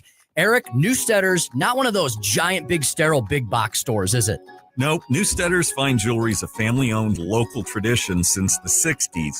We're a full-service jeweler that does on-site repair as well as custom creations and one-of-a-kind pieces you will see nowhere else. We don't sell jewelry. We sit and listen to find out exactly what you truly desire in fine jewelry and give you an education so you'll fall in love with your piece for a lifetime. Don't let fine and fine jewelry confuse you. We have pieces starting at $100 that will keep your loved one happy for a lifetime and look like you spent thousands. We also have a wish list to ensure your loved one gets exactly what they want, and we're also bringing back a layaway program to make your life easier.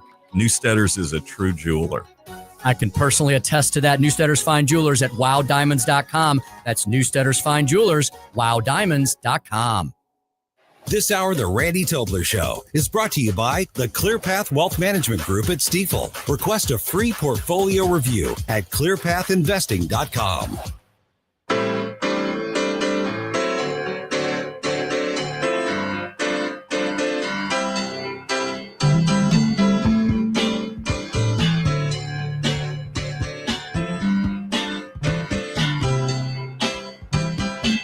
Randy Tobler, Truth Warrior, Woke Destroyer on News Talk STL. Watch us on our live stream using Rumble, Facebook, and Twitter.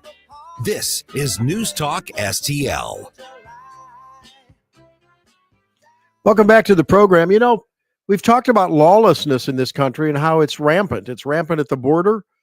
It's rampant in our stores with shoplifting and thresholds in some communities that if it's under 500, 800, 900, no one gets prosecuted, no report made, just deal with it. You end up paying for that stuff. Lake and Riley paid with her life. But the lawlessness goes even to the public official level. That is the general atmosphere that the Biden-Harris, I hate to say administration, they're the lawless, rogue, tyrannical executive branch, has wreaked on this country. And it's a culture that starts from the top and it showers down. And it's like the little kids in the various, whether it's Alvin Bragg in New York City or George Gascon in Los Angeles, Kim Gardner here in St. Louis. Thank God she's gone. If the kids like those will play and the adults up top are, they're just as bad, nothing changes. You've got to have leadership from the top setting the tone. Well, in Bucks County, Pennsylvania, I'm sure you saw this or heard the video that went viral. Diane Ellis Marsiglia made this viral comment when they were determining and debating whether to count votes that weren't properly dated, signed. They just weren't properly executed. There was a GOP commissioner who makes a statement that he doesn't want to do it. And then the other two weigh in, and the woman is Diane Ellis Marsiglia. Listen. We reject all three categories of these ballots. Your motion is to reject or dismiss the challenges in this category in front of you? Correct, yep. I'm not going to second that, mostly because I think we all know that precedent by a court doesn't matter anymore in this country, and people violate laws anytime they want. So for me, if I violate this law, it's because I want a court to pay attention to it. Wow. That's pretty brash. It's pretty strident, pretty self-assured. I guess she would call it civil disobedience, but it's not like you're trying to obtain voting rights for black people. You're trying to do away with Jim Crow, after all. You're trying to defend illegally executed votes. Well, I think she got a lot of pushback, and later on, then on Wednesday, after the Supreme Court of Pennsylvania reiterated their prior statements that votes not properly signed and dated and executed will not be counted, she made an apology. But listen to how this is a little harbinger of things to come from the Democrats, the progressives, the wokes. They think they are right. They know they are right. After all, we are unintelligent and weak. If you're a woman, we shop at Walmart and we smell. We don't know what we're doing on the right, and they have to tell us that what they're doing on the left is right. And it's just a matter of messaging. And the American people absolutely got it wrong in this last election because they just didn't listen to the progressive message. Listen to this apology, this half-baked and only part of the apology, but we'll play this part. And this is a clue that we cannot leave our boot off the neck of the destructive, erosive, anti-American progressive left. Has now gone viral from my comments. It was genuinely not the best words. I would do it all again. I feel terrible about it. I should have been more clear. I will be more clear in the future.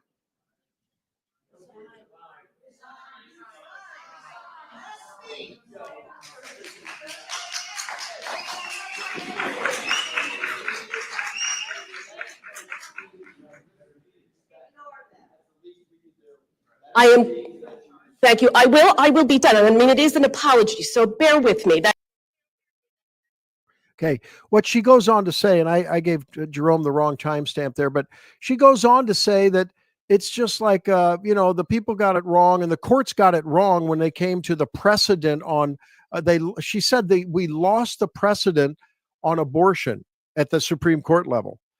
And boy, the GOP activist in the crowd went crazy. And that's a little bit of a warning sign, ladies and gentlemen. She is just a small-time politician in Bucks County, Pennsylvania. She's a commissioner. And this is with all due respect to commissioners and, members of lower political subdivisions in the state. But she's not a national person, but yet that embodies the philosophy of the left. And that's like, the Supreme Court got it wrong. We know they got it wrong. They were appointed by a stupid knuckle-dragging, misogynist enemy of the state named Donald Trump. And so we have the right, as someone in Bucks County, Pennsylvania, to we can do whatever we want because the courts don't know what they're doing. I mean, that is a threat to democracy, that kind of behavior. Absolutely. And the consistent theme throughout all of these people, whether it's at the federal level, whether it's the cabinet, whether it's at the state level, is it seems like they really are trying to abuse the saying, it's easier to ask forgiveness than permission. But the thing about that is when you are an elected official that has to uphold our laws for us, that we are putting our trust in you to do the things that are necessary to keep our democracy functioning, to keep our republic functioning. For you to sit there and sit and openly defy it with this catty, what they call the brat attitude, and to say, nope, we're not doing that, and I'm going to break this law, like openly acknowledging you were going to break a law. And then you're sitting there saying, well, I'm sorry. Like the people yelling resign and cheering for that. I agree 100%. These people have no place, no business. I wouldn't even trust them to be in charge of ticket keeping at a movie theater, let alone being in an actual position of power. Well, you're right. I mean, look at actually, if you think about it, the people at the lower denominations of governance actually probably in many ways, and it should be this way, it should actually be more this way than it is. But in many ways, their decisions really bear more on you than what goes on at the federal government. Now, that, depending on the issue at hand, that is more or less true. But if we had a truly small r Republican government, as in the constitutional republic that constitutes these United States of America, people like this woman would, in fact, have a lot of power and authority. And you know what? We would have a much more nimble ability to eliminate them, give them the hook, the old Trump, you're fired, and control our own destinies through their governance much more than we do now. Thank God this person doesn't have any more power than she does, because she's absolutely mistaken in American governance and representative government. But, I mean, it's just a little example of what people will do in power to administer their will. And it has to be called out. Now, there is someone that he spoke at this hearing in the wake of her Monday, and then in the wake of that viral comment on Wednesday when she made the apology. And this Scott Pressler dude is pretty interesting. Tell us a little bit about him, Jerome. I know you've been following him. Yeah. So again, listeners of the Next Gen on Sunday nights will know we've been praising this man. This guy is the Paul Revere of the MAGA movement. No, like, not even joking. This is a guy who led the largest grassroots campaign to help register voters in the state of Pennsylvania. Of course, registering them for Trump. And his efforts were so effective. He literally was credited for flipping counties that have historically voted blue and were projected to go to Biden or Harris for Trump. And so he has been extremely active. He is he's an American that every person should know the name of. His name's Scott Pressler.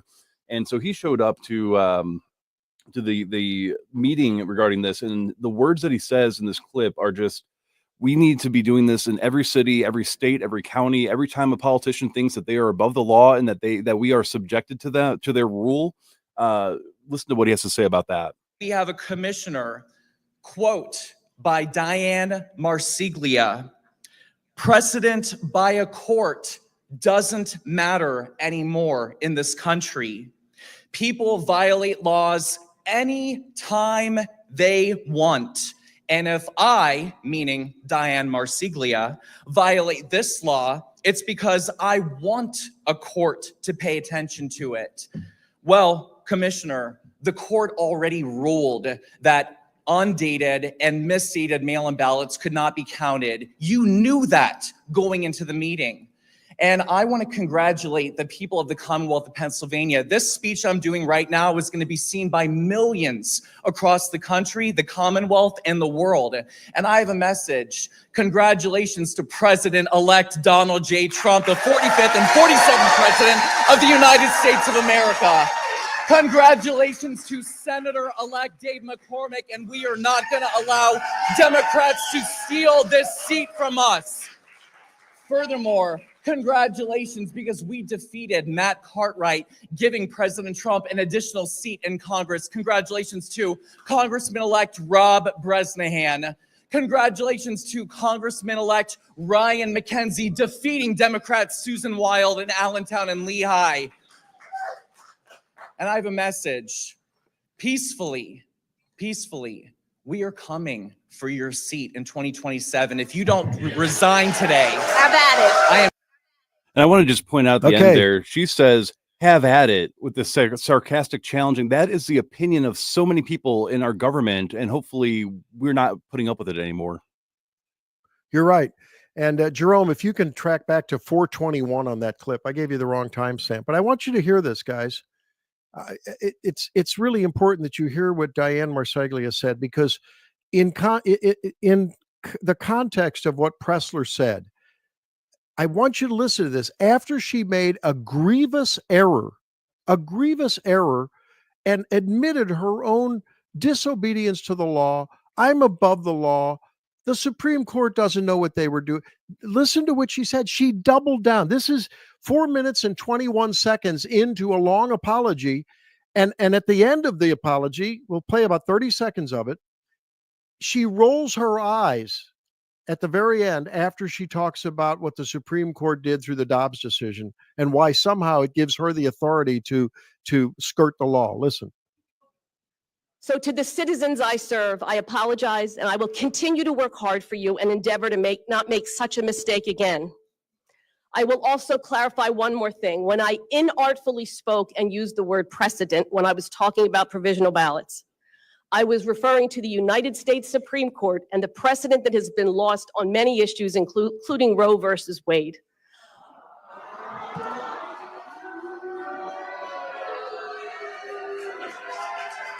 And that's where she gives the big eye roll. So that's where she gives a big eye roll, like, oh, these smelly Walmart shoppers. Oh, my. Okay. You all just don't understand. The Supreme Court got it wrong. We should be allowed to indiscriminately kill millions of preborn humans.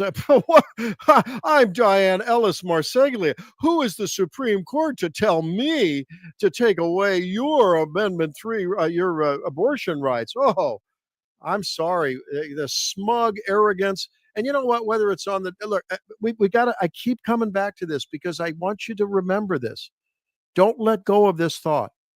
Don't think that Republicans, don't think that independents, don't think that Green Party, don't think that Constitution Party, don't think that any politician will, for their own ongoing political interest, eventually get a little whiff of their own power and let it go to their head. When you stop hearing humility of personal power in deference to your authority over your life through your family, your community governance, your state governance, be very, very worried. Be very concerned. And we have to keep a real close eye on Donald Trump and all of his people. Don't think for a red minute that this isn't a political party that individually has political aspirations. And yes, they'll do some things for you, just enough for you to placate you so you'll vote for them again. Demand that they return the power to you, not just redistribute it amongst a newly reformed federal bureaucracy. It's got to stop. Your federal taxes need to go down. Your state taxes need to go up, not as much. And you need to hold those people accountable. If you want something done, get it done at the state level. You know, we need to cut the federal tax burden in half, at least. You need to keep about 80% of that. And your state and local governments need to get the other 20%. I'm just shooting from the hip here, talking about basically some rough numbers. But we can do so much more if we keep our own money and bring that money to bear on market forces. It would mean a difference in healthcare. It would mean a difference in education. Those are two large buckets in the federal and the state budget. Huge. The largest line item in the Missouri budget is the Medicaid. And I'm telling you, if Medicaid recipients, if you want to give a safety net to people, I think right now we have a hammock, but if you want to make a safety net, give them the money and let them shop the market. They'll do a much better job of doing that. They do that when they shop for cell phones. Poor people do. They do it when they shop for fast foods, for groceries, for gasoline. They'll drive down won't you? I'll drive down the block two blocks to save 2 cents on a gallon of gas. I will. And you will too. And you know it. But if the government was paying for it and all you had to do was just go fill up and the gas station owner sends the bill to Gasacare, well, are you going to be shopping around? Of course not. And you probably will use a little more gas because after all, the government's got your tab. ladies and gentlemen, you and me, you and I know how to fix this so much better, so much more efficiently than even Elon Musk and Vivek Ramaswamy. They're a start, but we got to keep our eye on them. And watch out. Don't let the rhetoric capture you. It's a potentially new morning in America. We'll see what they do with it. Let's step aside and see if Virginia Kruta agrees with that, or if she has her faith in the new incoming tablet of nominees and department agency heads. We'll talk to her in just a sec. St. Louis's place to talk. The American people have further lost faith in our governmental institutions. People can decide what they want and how they want to live. News Talk STL. News, analysis, opinion. Ready to soar beyond your limits? The U.S. Air Force and Space Force offer more than just a job. It's a launch pad for your future. With over 200 career paths, competitive pay, benefits, free education, 30 days paid vacation, and a chance to travel the globe, all while serving your country with pride. Your journey starts here. Call Jeremy Jefferson in St. Louis at 314-295-6834 or visit airforce.com and spaceforce.com today. Are uneven concrete surfaces causing you headaches? Polytime Concrete Leveling and Restoration has the solution. We're a veteran and family-owned business offering long-lasting solutions for all your concrete problems. From precision concrete leveling to our superior restoration services, our precision polyjacking outperforms traditional mudjacking any day. Call Polytime at 636-487-3282 for a free estimate or visit itspolytime.com. Mention News Talk STL and get $125 off any job of $600 or more, or 10% off your service. Tim Jones here for my favorite St. Louis Sports Bar and Grill experience, the go-to spot of Johnny's Hideout. Johnny's Hideout featuring over 40 big screen TVs to watch all the great games this college and NFL season. Awesome food specials every single day that I absolutely love. Bike nights, classic cars on Wednesdays, live music every weekend, and a fantastic time to visit the gorgeous Sunset Patio. Located just 10 minutes from 270 in Gravois, open 7 days a week, 11 a.m. onwards. All the information you need to know at jhideout.com. That's jhideout.com. Johnny's Hideout in High Ridge. Hey, Tony Colombo here with Tim Jones for our friends Rodney and Jen Wallner, the Wallner home selling team at Berkshire Hathaway, the #1 home selling team in the St. Louis area. And I can say that from firsthand experience. My wife and I were blown away from the results that we saw from working with Rodney and Jen, from selling our old home faster and for more money than we thought possible to finding our family's perfect new home. They over-delivered every step of the way. And right now, it's still very much a seller's market. So, Tim, for folks that have been thinking about selling their home, it's a perfect time to call the Wallners. That's right, Tony. And don't forget, they're licensed in both Missouri and Illinois. So no matter where you are in the metro area, you can put St. Louis's #1 home selling team to work for you. The Wallners' experience and work ethic, second to none. And of course, the numbers speak for themselves. The Wallners sell 15 times more homes per year than the typical realtor. Right now, they're working with so many qualified buyers, they'll guarantee to obtain you an offer. If you've been thinking about selling your home, don't wait. Call the Wallners now at 314-810-SOLD. That's 314-810-SOLD. For the Wallner Home Selling Team. The Republican Party of the City of St. Louis wishes you a Merry Christmas and Happy Holidays, no matter how you celebrate the season. Join the City of St. Louis Republicans for their annual holiday party, December 18th at PH Rose. There'll be a silent auction, raffle, and plenty of holiday cheer. Go to stl-gop.com to get your tickets and learn more. The City of St. Louis Republicans wish you a joyous holiday season and a prosperous new year. Paid for by St. Louis City Republican PAC, Curtis Farber, Treasurer. This hour, The Randy Tobler Show is brought to you by the ClearPath Wealth Management Group at Stifel. Request a free portfolio review at clearpathinvesting.com.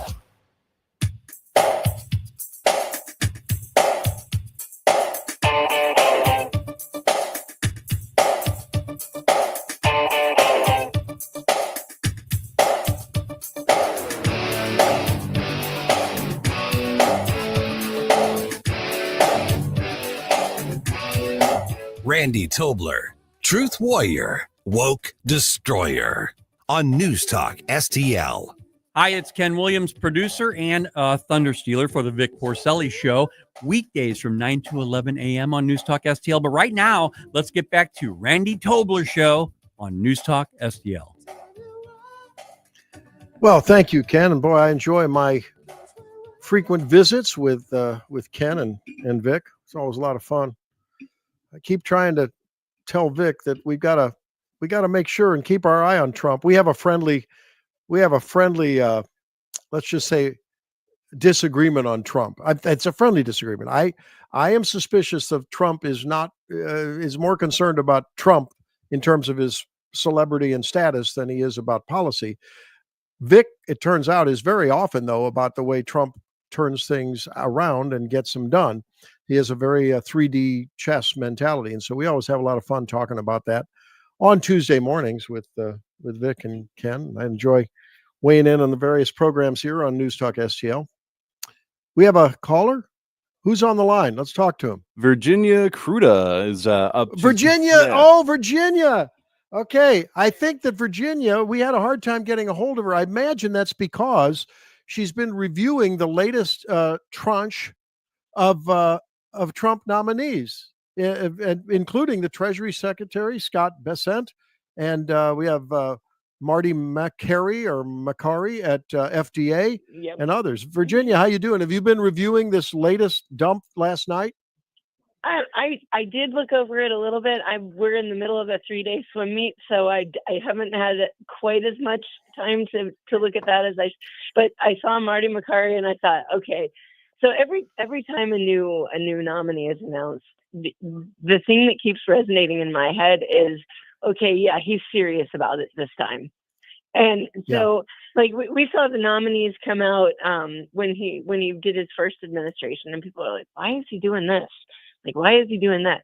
And now you see, with, hindsight being 2020 and all, you see Marty Makary and you see what he said during COVID.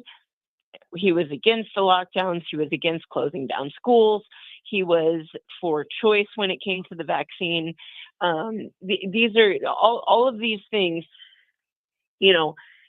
Trump is saying, okay, what could possibly go wrong, and who do I need in place when it does? Yeah. And so, that's what I'm seeing here.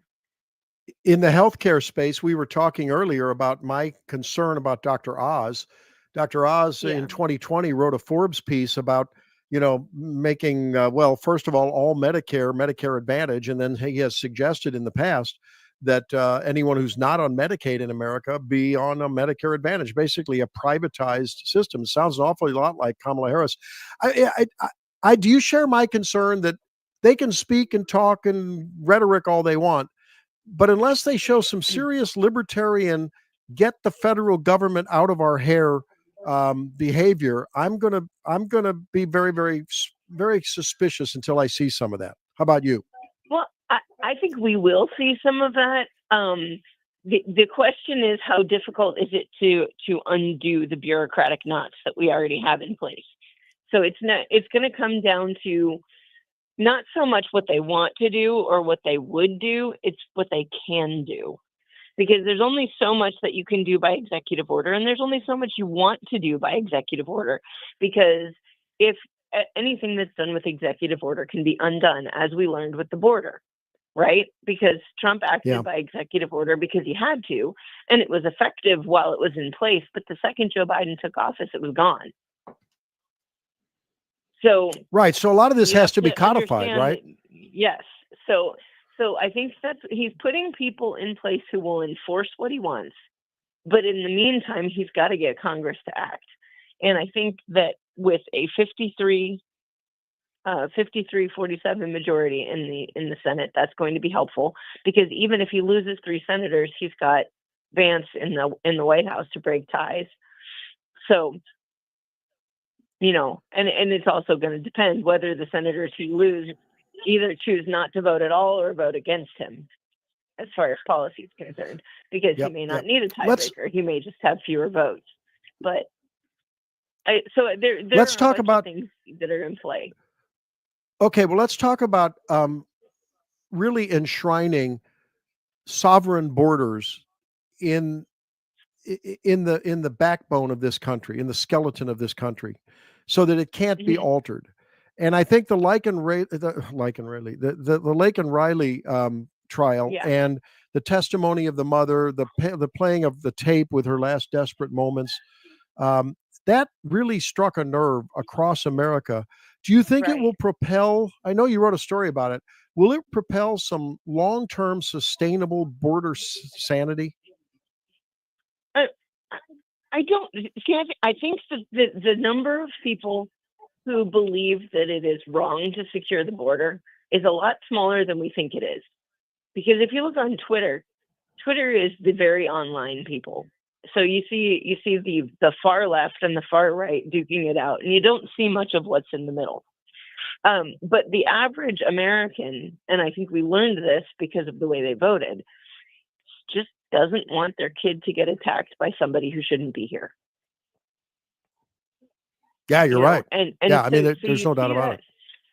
Well, right. And so the average American understands that if you have more people competing for housing, the price of housing goes up, especially if the government is subsidizing housing for a certain group of people, or forcing cities to subsidize said housing.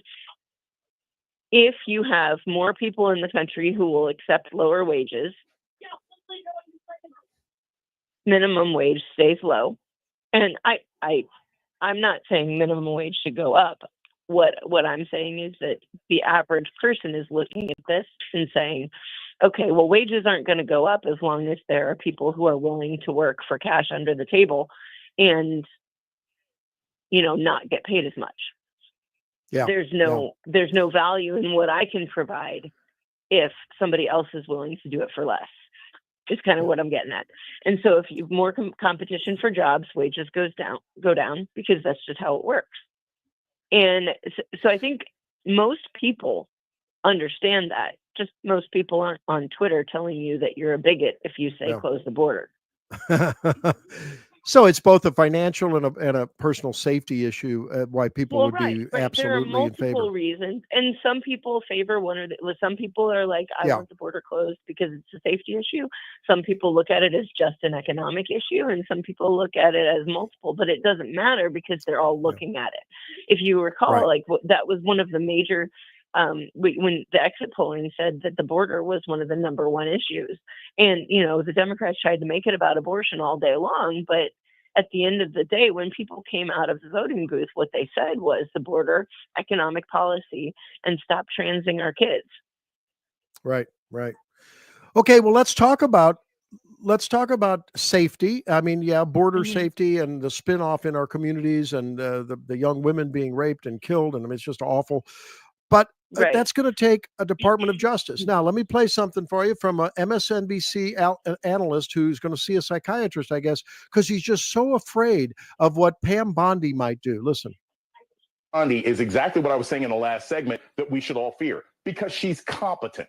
We may not agree with her ideologically, but she actually knows how to do this job. So if anyone on the Democratic side or anyone who cared about liberty or justice was thinking, well, maybe Matt Gaetz will screw this up and that'll give us some time. No, Pam Bondi knows what she's doing. She knows what she's doing about immigration. Remember, Florida is one of those states that's been very aggressive about migrants and deportation and moving people to different states and everything else like that. Florida has enacted all sorts of rules and laws to curtail students and what they can do on campuses and finding legal justifications for manipulating education money. She is a dangerous and effective pick, and that's frankly worse than what we would have got with Matt Gaetz, even with the deplorable moral background that he has. Okay, so Virginia, it sounds like if you're really concerned about liberty and justice and student freedom, you better be very afraid of Pam Bondi. Be very afraid. Your thoughts? Well, here's what I think. I think that if the Democrats were not afraid of Matt Gaetz, then they shouldn't have tried to drive him out because now they've got what they wanted and they're going to have to deal with it. Now, that said, Matt Gaetz was actually sunk by Republicans, not Democrats, because if all the Republicans had been lined up to vote for him, then the Democrats couldn't have stopped the nomination. Yeah. But because there were 4 Republicans opposed, and I do mean hard nose, he was never going to get confirmed. And then if you look at all the stuff that could have come out about him, we don't know how much of it's accurate. We don't know, but sometimes just the allegation is enough to sink somebody. And, but like I said, it was the Democrats who were saying he was a horrible person. Well, if you if you thought that you were going to get off easy, if he actually got confirmed and then you could mess with him, They should have just let it go. But Okay, well, I think okay, they were afraid what- of Matt Gaetz too, and if he had gotten confirmed, they would have been doing the same kind of panicking they are now. Because realistically, if Donald Trump gets anything he wants, they're going to panic about something. But they're right. Pam Bondi is extremely effective. And it's kind of like what I said when Cori Bush was primarying Wesley Bell. I was kind of torn on it because Wesley Bell obviously is a sane person. The problem is Cori Bush is so completely nuts that nobody pays any attention to her, even on their own side. They're like, stop agreeing with us. You're not helping, you know? And so what happens is then you bring in Wesley Bell and he's less crazy, but he's way more effective and he's still doing the stuff we don't want. So I kind of had the same opinion of Wesley Bell, the Wesley Bell, Cori Bush, as this guy said about Pam Bondi versus Matt Gaetz. Yeah, you'd rather have a crazy and ineffective and, you know, really just implausible person on the left. All right. Hey, that wraps it up for this segment. We always appreciate you being with us. Thanks for that deep insight. I hope that the little the child meets the enemy at the swim meet and wins. Well, let's give it up for your. Is it your daughter? Yes. She's good. All right. All right. Well, good luck to her. Good. She's got her good races today. Okay, we'll get a report next week. Thank you.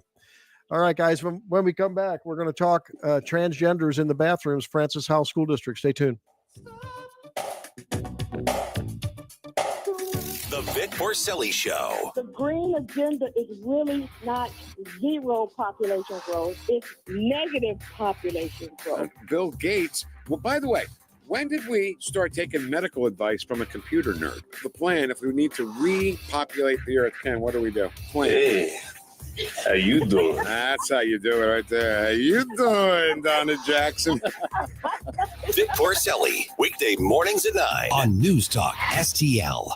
Transform your space with JML Interior Design in Clayton. For 32 years, local woman business owner Jeannie Lashmet has been creating stunning interiors that reflect your vision. From residential to commercial, kitchens to corporate spaces, JML Interior Design brings expertise to every project. Planning a home remodel, tackling new construction, or the expert commercial interior space planning service. Jeannie and her team deliver great designs that work. Call 314-453-4233 or visit jmlinteriors.net. JML Interior Design. We just don't dream it, we do it. Craving real barbecue, St. Louis? Your search ends here.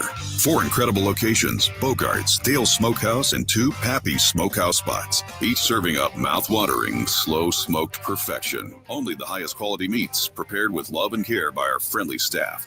From ribs to brisket, our full menu has something for everyone. Dine in for lunch or dinner, or let us cater your next event. Bogart's, Dale Smokehouse, and Pappy's Smokehouse. Where smoke meets delight, every bite is a highlight. Looking for a hardware store that treats you like family? Welcome to True Value Schneider's Hardware, your local gem in Old Town St. Peters. For over 100 years, we're proudly serve you St. Charles County, providing everything from lawn and garden supplies to plumbing and electrical. Need a bolt or fastener? We've got you covered. And don't forget, we're a steel dealership. Whether you need sales, parts, or service, ask for Charlie or Jerry when you come in. We're here to help. Call 636-278-4461 or visit us online at truevalue.com/Schneiders. Be sure you make an appointment with the doctor, Dr. Johns. Spice things up a little bit. Novelties, lingeries, videos, oils, lube, and more. If you're looking for something out of the ordinary, Dr. Johns has you covered. Your one-stop shop destination to fulfill all your fantasy and add some zing to your love life. 3 locations in Fenton, Farmington, and Wood River. So be sure you make an appointment with the doctor, Dr. Johns, and be sure you tell him News Talk STL sent you. Jewels on Hampton and St. Louis Hills is paying some of the highest prices on gold, silver, diamonds, semi-precious colored stones, coins, flatware, and fine watches on site. Jewels on Hampton is a premier jeweler featuring Alvanza's jewel art designs with an exquisite selection of diamonds, semi-precious stone jewelry, and vintage watches. Their expert design team can restyle your jewelry to today's contemporary style. KLGY HD3 Clayton, K270BW Bellefontaine, KNBS Bowling Green. This is News Talk STL at 1019, 94.1 and always streaming at newstalkstl.com. At townhall.com, I'm Bob Agnew in Washington. President-elect Donald Trump has announced his nominee to lead the Department of Housing and Urban Development.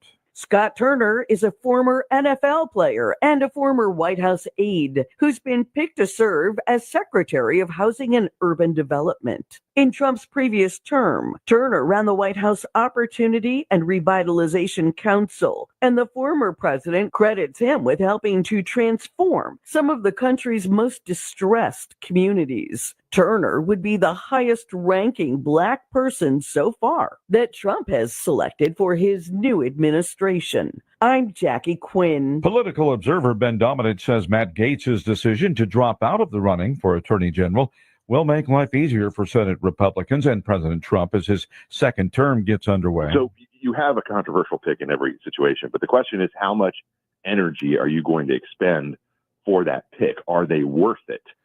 Gaetz had been hounded by allegations of sexual misconduct and had been the subject of a House ethics probe even before he was nominated. Israeli airstrikes have killed at least 11 people and injured dozens in central Beirut. There's still a massive operation happening to remove the rubble from the site. This is a densely populated district here, the Basta area in central Beirut. There is a lot of damage in nearby buildings, so it gives us an idea of the power, the scale of the attack that happened here. And this attack was so powerful that was felt and heard across the city here. Multiple explosions were heard at around 4 o'clock in the morning. In just moments ago, we saw another body being removed from the rubble. There's also a heavy security presence here. And again, giving a scale of this attack, it's very likely that the target of this airstrike was a high-level Hezbollah official. That is BBC's Hugo Bachiga. More of these stories at townhall.com. If your approach to everyday aches and pains is to mask them, feel better for a few hours only to have the pain return and then repeat the cycle all over again, it's time to try Relief Factor. And the good news is Relief Factor makes that easy. Their 3-week quick start is just $19.95, less than $1 a day. Instead of masking pain, Relief Factor helps eliminate it. How? Well, its unique formula of ingredients helps support your body's response to inflammation. Relief Factor was developed by doctors. It's 100% drug-free. And for so many people, the results are game-changing, even life-changing. So give it a try. Right now, their 3-week quick start is just $19.95. Go to relieffactor.com or call 1-800-4RELIEF. That's 1-800-4RELIEF. See how in a few weeks or even days, Relief Factor can reduce your pain. When you feel better, life is just better. So don't mask pain. Fight it naturally with Relief Factor. How are the trees, shrubs, bushes, and all of your other valuable outdoor assets doing at your home or business? Tim Jones here to remind you that Hanson's Tree Service at hansonstree.com is your one-stop shop for all your tree care needs and so much more. From top-notch tree services to outstanding organic mulch, green resource recycling, grinding and land clearing, and more, let Hanson's team of expert insured arborists take care of your yard so it looks the best it can be as we head towards fall. Get a free quote, book an appointment today at hansonstree.com. That's hansonstree.com. You can't get food like this in Paris. Bring the family for breakfast and brunch to Nadine's Hash House. Offering home-style cooked meals, the way your mother made them. Try the savory Southside Slinger, the cinnamon streusel pancakes, or Nadine's famous hash. Be sure to follow Nadine's Hash House on Facebook for weekly specials. Open today from 7 till 1:30 in Soulard on Broadway. Nadine's Hash House. You can't get food like this in Paris. Nadine'sHashHouse.com. Tony Colombo here for the cleaning pros at Zero Res, the team we trust with keeping our home clean and healthy. And the folks at Zero Res know how important it is to you to have a clean, healthy home this holiday season. And that's why they have this great offer for you right now. Book a cleaning with Zero Res in November and mention the Colombo special, and you'll get 3 rooms of carpet cleaned starting at just $129. Plus, you can take $75 off an air duct cleaning. Again, just mention the Colombo special when you call 314-474-2020 or when you book online at ZeroResSTL.com. Tim Jones here for Comprehensive Chiropractic in Eureka, the premier chiropractic and sports performance facility in the region. They've helped me recover from day-to-day aches and pains for years. And here's something special, personal training programs. Whether you're an athlete committed to increasing performance, recovering from an injury, or just want to get healthier and lose weight, their personal training programs will help you reach your goals and stay there. Comprehensive Chiropractic in Eureka, online at cchiropractic.com. That's cchiropractic.com. This hour, the Randy Tobler Show, brought to you by Advanced Dentistry Now. Doctors Dan Cusimano and Dr. Megan Dwyer. 636-978-0226. Or visit them on the web at advanceddentistrynow.com.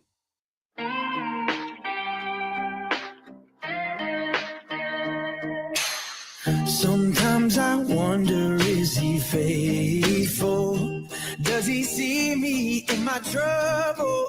Does he understand? Randy Tobler, Truth Warrior, Woke Destroyer. On News Talk STL. Watch us on our live stream using Rumble, Facebook, and Twitter. This is News Talk STL. Welcome into the third hour of the pre-Thanksgiving edition of the Randy Tobler Show. Along with Jerome, I am Randy. We're glad you're here with us. And this hour, I thought we'd talk with Jane Pushkar, who's the director and treasurer of the Francis House School Board, because, you know, we talked about Trump's nominations, and there's lots of talk about the Department of Education, its influence on our kids and their schools and the people that lead their schools. And we're going to get into that a little bit. But we've also seen a lot going on both in Missouri and up at the Capitol about transgender issues and men in women's spaces. And Jane, you've got a little bit to say about that, don't you? Welcome into the program. Thank you for having me, Randy. Yes, I have a few words. I'll just give you a little bit of background. In September of 2023, the Francis House School Board put out the safety and privacy in bathrooms and locker rooms on the agenda for a first read. Normally, these policies go through a first read, then a second read, and vote at the next meeting. Well, it went on in October of 23, and it's never been brought back. I've tried numerous times to bring it back and was always blocked for whatever reason. Some of the reasons are, it's the legislature's job. I want a 7-0 vote. We're going to get sued. Want to wait for the Supreme Court. Oh, and my favorite, there's no public outcry. Well, public, get out there and cry. Call 636-851-4000. That's our superintendent's office, who I love, by the way. He's a great guy. And ask him to help us install the safety and privacy in bathrooms and locker rooms. We currently have a large biological male, so I hear 6 foot something, over 250 pounds, going into the girls' bathroom. The girls are intimidated. In fact, the girls were even afraid to bring this forward for fear of retribution. So we understand that it is happening. It's not the only one, by the way, and it's not the only school, by the way. So I think it's time. I don't think we need to wait for the legislature. I think it's time to pass our common sense bathroom policy, which states boys go in the boys' bathroom, girls go in the girls'. If you're gender confused, go into a single use. And oh, by the way, if you've had your driver's license changed, you can go into that bathroom. So I think our policy is even more accepting and more palatable to gender confused people than Wentzville's is, which does not allow for the driver's license. Jane, that's what confuses me. We have a fairly close geographically, right? School district that actually has more stringent rules. And do you have? Does the district have unisex, bathrooms or not? So that would certainly be an option for, as you said, gender confused kids, most of whom outgrow their gender confusion, by the way. Yes. Are there those facilities available? We have 22 of those facilities throughout the district. So, I mean, there are plenty. The biggest complaint that we've had is that they're too far away from the classrooms, that it's going to make kids late for their classes. Well, that was written into the policy as well, that these kids will not be, discriminated against or reprimanded for being late for class for a reasonable amount of time. I mean, they can't be halfway through the class before they come back, that kind of thing. But if it's reasonable, a teacher cannot take action against the child if they're late. Well, clearly there's got to be, there's dissension on the board. What do the numbers look like? What's the size of your voting board, and what are the numbers for and against this policy if you were to take a straw poll? We have a 5-2 conservative majority. And at the last meeting, it was 6-1. I was the only one That was for putting bringing this bathroom policy back. What I did was at the board comment time, I made the motion to have the policy put back on the agenda in December for a first read, since it's been over a year since the first read happened. I was blocked by the president, who said, no, I think we're breaking sunshine laws. I made the motion to overturn the president's decision, and the other 6 members of the board folded their hands and did nothing. So the motion failed because I had no. This is really wait, this is confusing. I thought you said it was a 5-2 conservative majority. Are these people rhinos? Are they conservative? Well, not rhinos. Are they Kinos or Chinos? Conservative in name only? What is the problem? Well, Randy, I cannot talk against my fellow board members, so I don't know what's going on in their mind. I do know that they put out a communication, a couple of them did, on Facebook recently, talking about the need to wait for the Supreme Court, the Missouri Supreme Court, to make a determination on Blue Springs, I believe it was. And this Blue Springs case has nothing to do with our policy. No, no. Yeah. For people that don't well, know, okay. Blue Springs. Yeah, go ahead. Go ahead. Well, let me interrupt you there, Jane, because we have someone right now, Laura 64F, on our Facebook stream is saying, my post on Lunch Lady. I don't know are you Lunch Lady? Who's Lunch Lady? Lunch Lady. My post on FB and Neighborhood about this interview. That's this very interview, I would assume, as we were promoting it, was taken down. I wonder why. Your thoughts, Jane? Well, I think the board members obviously had nothing to do with that. And next door is, in my estimate, I won't even go on there anymore. It's such a pit, and everything I posted they took down. So I said, fine, I'll just go away and go to Facebook.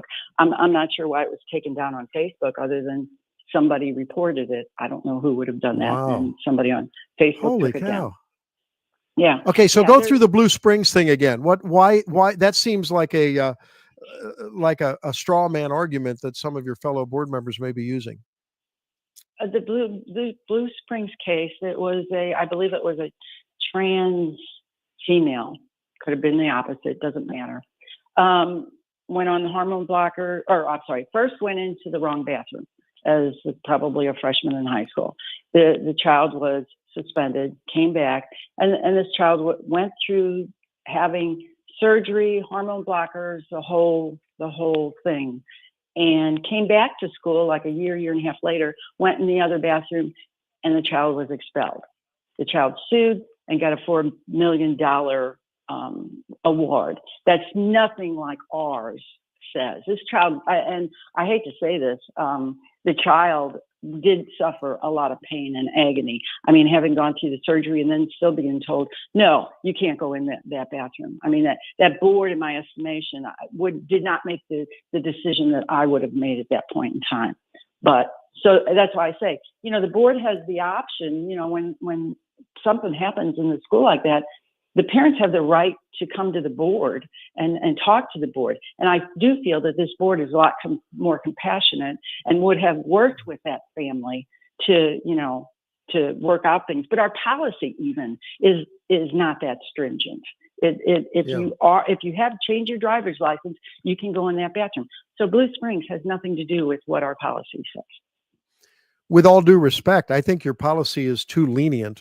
I'm still a biological basis in terms of that assignment, but that's okay. I mean, you got to get what you can get, and you can't even get a reasonable accommodation. I mean, you've got the unisex bathrooms. I mean, you've got the driver's license change. This is a more than accommodating policy, and I guess it's just the district is and your fellow board members. I guess they're living in fear of the lawsuit, and that's what it's come to these days. All right. I mean, unfortunately, that rules a lot of decisions. Has your legal counsel given you some advice on that? I mean, the board's legal counsel, is that where this is coming from? Well, that's private attorney, private client privilege, so I can't talk about that. But I think what the other board members need to take into consideration is the lawsuit that would happen when a young student gets harmed in a bathroom, in a cross-sex bathroom usage situation. I mean, that lawsuit is real harm. That's not just you hurt my feelings Right. because you went and wouldn't let me go in the other bathroom. This is real harm. And you know about Loudoun County, where a young lady was raped in the bathroom. Sure. And please don't tell me it can't happen, because it always can. And I want to stand up for the safety and the privacy of these kids. You know, there's such a thing as locker rooms too. We let cross-sex bathroom usage. Okay, there's going to be cross-sex locker room usage, and that's even more scary. That we have gone to the point, this board has, of going to the libraries and saying you cannot have depictions of male nudes, sexual acts, etc., in a book that a child can get their hands on. However, it's okay for that child to go into the locker room and view it. Now that makes absolutely no sense to me. And please don't tell me that can't happen either. Yeah. Well, let me, I'm sure you're aware of, and Megyn Kelly has talked a lot about this, when you talk about harm and things that can and can't happen. Perhaps you've heard of this diagnosis called autogynephilia, which resembles a sexual orientation that involves really elements of idealization and attachment, as well as erotic desire. And as much as 3% of men in Western countries may experience this. So this is really these guys that get some erotic, emotional, uplift, no pun intended, from fantasizing themselves as females. You put one of these guys into a girl situation, and it's not, you don't have to imagine much to see how that could happen, right? With that kind of a prevalence. Well, you're exactly right, Randy. And it's not only that it's the pubescent male that one day wakes up and says, wouldn't it be fun to go in the girls' bathroom? And it's the pubescent male who actually has evil on his mind that's going to be allowed to go into the girls' bathroom, or is being allowed to go into the girls' bathroom. Yeah. Not, you and I know, Randy, a lot of these gender confused, transitioning kids mean no harm to anybody else.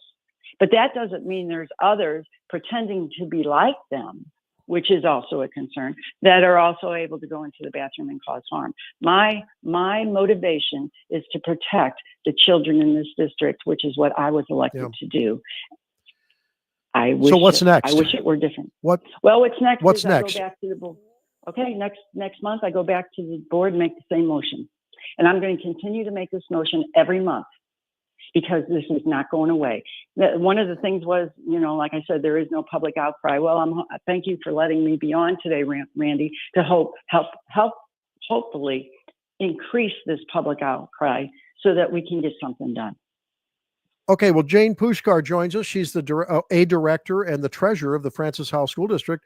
Can't even get a vote on this very reasonable accommodation for gender confused kids, who I assume are getting some very valid and non-directive counseling. Jane, I hope that's part of the district policy.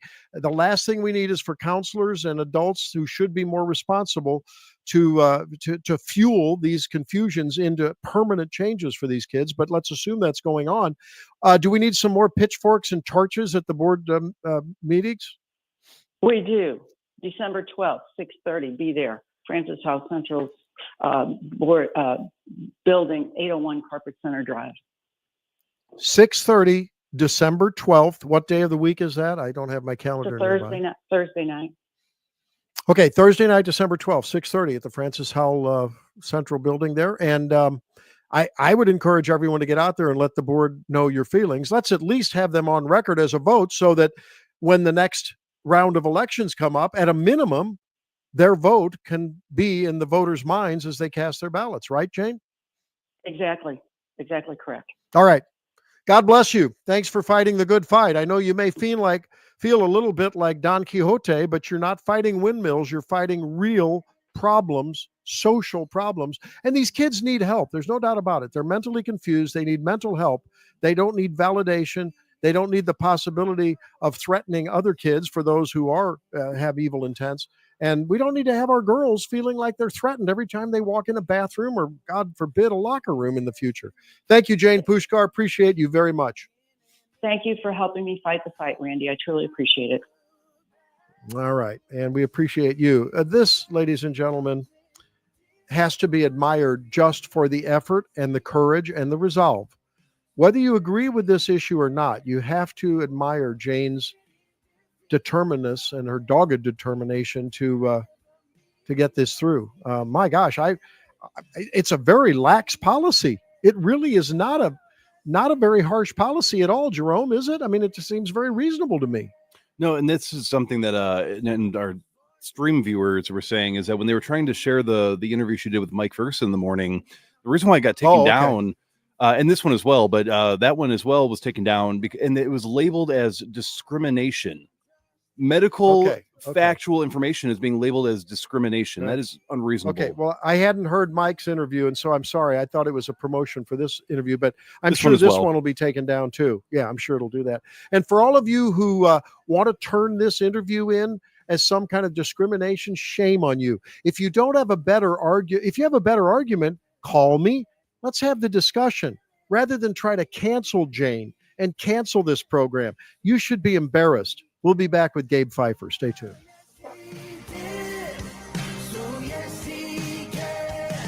Cause I've seen too much, now I can't deny. If you have a phone, you have a radio. Yes, I listen on my phone. Download the News Talk STL app. News Talk STL. Streaming live on the mobile app. It is awesome. And listen anytime. Love the News Talk STL app. Anywhere. Retirement planning used to be easy. You put in your 40 years with the company, get the gold watch, and life's good, right? Wrong. Randy Tobler here. Planning for retirement today involves balancing critical decisions regarding your investments, pensions, Social Security, and more. That's why I'm urging you to start planning now. It's also why you should connect with the ClearPath Wealth Management Group at Stifel.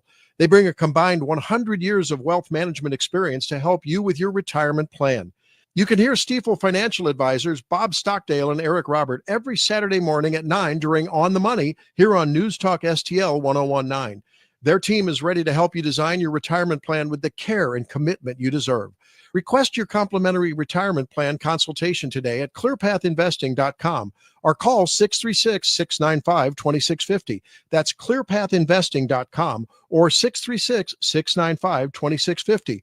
Stifel Nicholas and Company, Incorporated, member SIPC and NYSE. Hi, I'm Helene Tobler, culinary nutritionist at Body of Health Direct Primary Care. Here we do practical wellness. Dr. Randy and I have a common sense approach to healthcare. My passion is helping our members enjoy better nutrition because food is medicine. We approach problems with a lifestyle foundation and cutting-edge medical tool chest. At Body of Health, it's about being your healthiest you. If you want to experience healthcare the way it ought to be, schedule a discovery call today at bodyofhealth.com. That's bodyofhealth.com.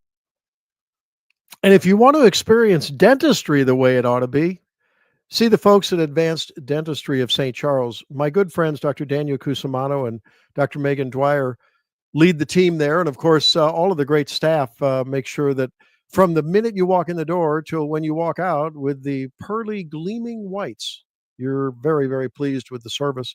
And I mean, the whole operation is just smooth, efficient, affordable. And, you know, I should mention that they are concerned about your pocketbook.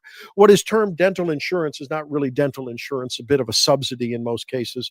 And they want to be very respectful of your pocketbook while they, at the same time, give you the advanced, that's the advanced dentistry part of advanced, the most advanced care, that I know of anywhere in the entire state.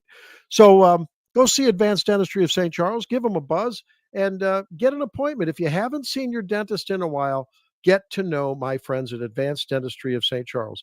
The number 636-978-0226. That's 978-0226. Or just log on to the website, advanceddentistrynow.com. That's advanceddentistrynow.com. Chris Arps here, and after Becky and I leave church on Sunday, we head down the street to Capriotti's to grab a classic meatball sub. And of course, for dessert, I get a giant chocolate chip cookie. I love Capriotti's, and you will too. On Manchester at McKnight in Rock Hill.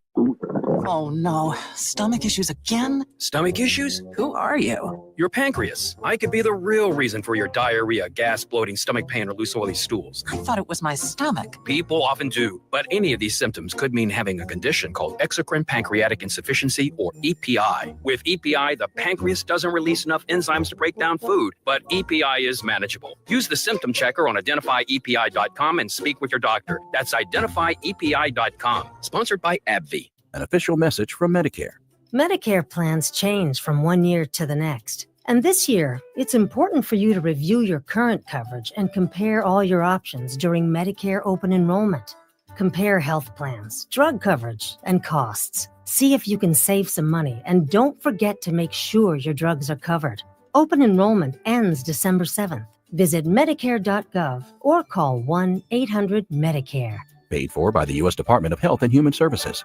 The Department of Veterans Affairs is so innovative, it not only improves the lives of veterans, it transforms the lives of healthcare professionals who serve them. With access to the latest technologies and remarkable benefits, transform your future at vacareers.va.gov. Tim Jones and Chris Arps in the afternoon. What new chaos and crises did Joe Biden start over the weekend? We'll discuss at 425 with former U.S. Senator Jim Talent. Red State Headlines at 525 with Susie Moore. Tim Jones and Chris Arps. Weekdays at 4 on News Talk STL.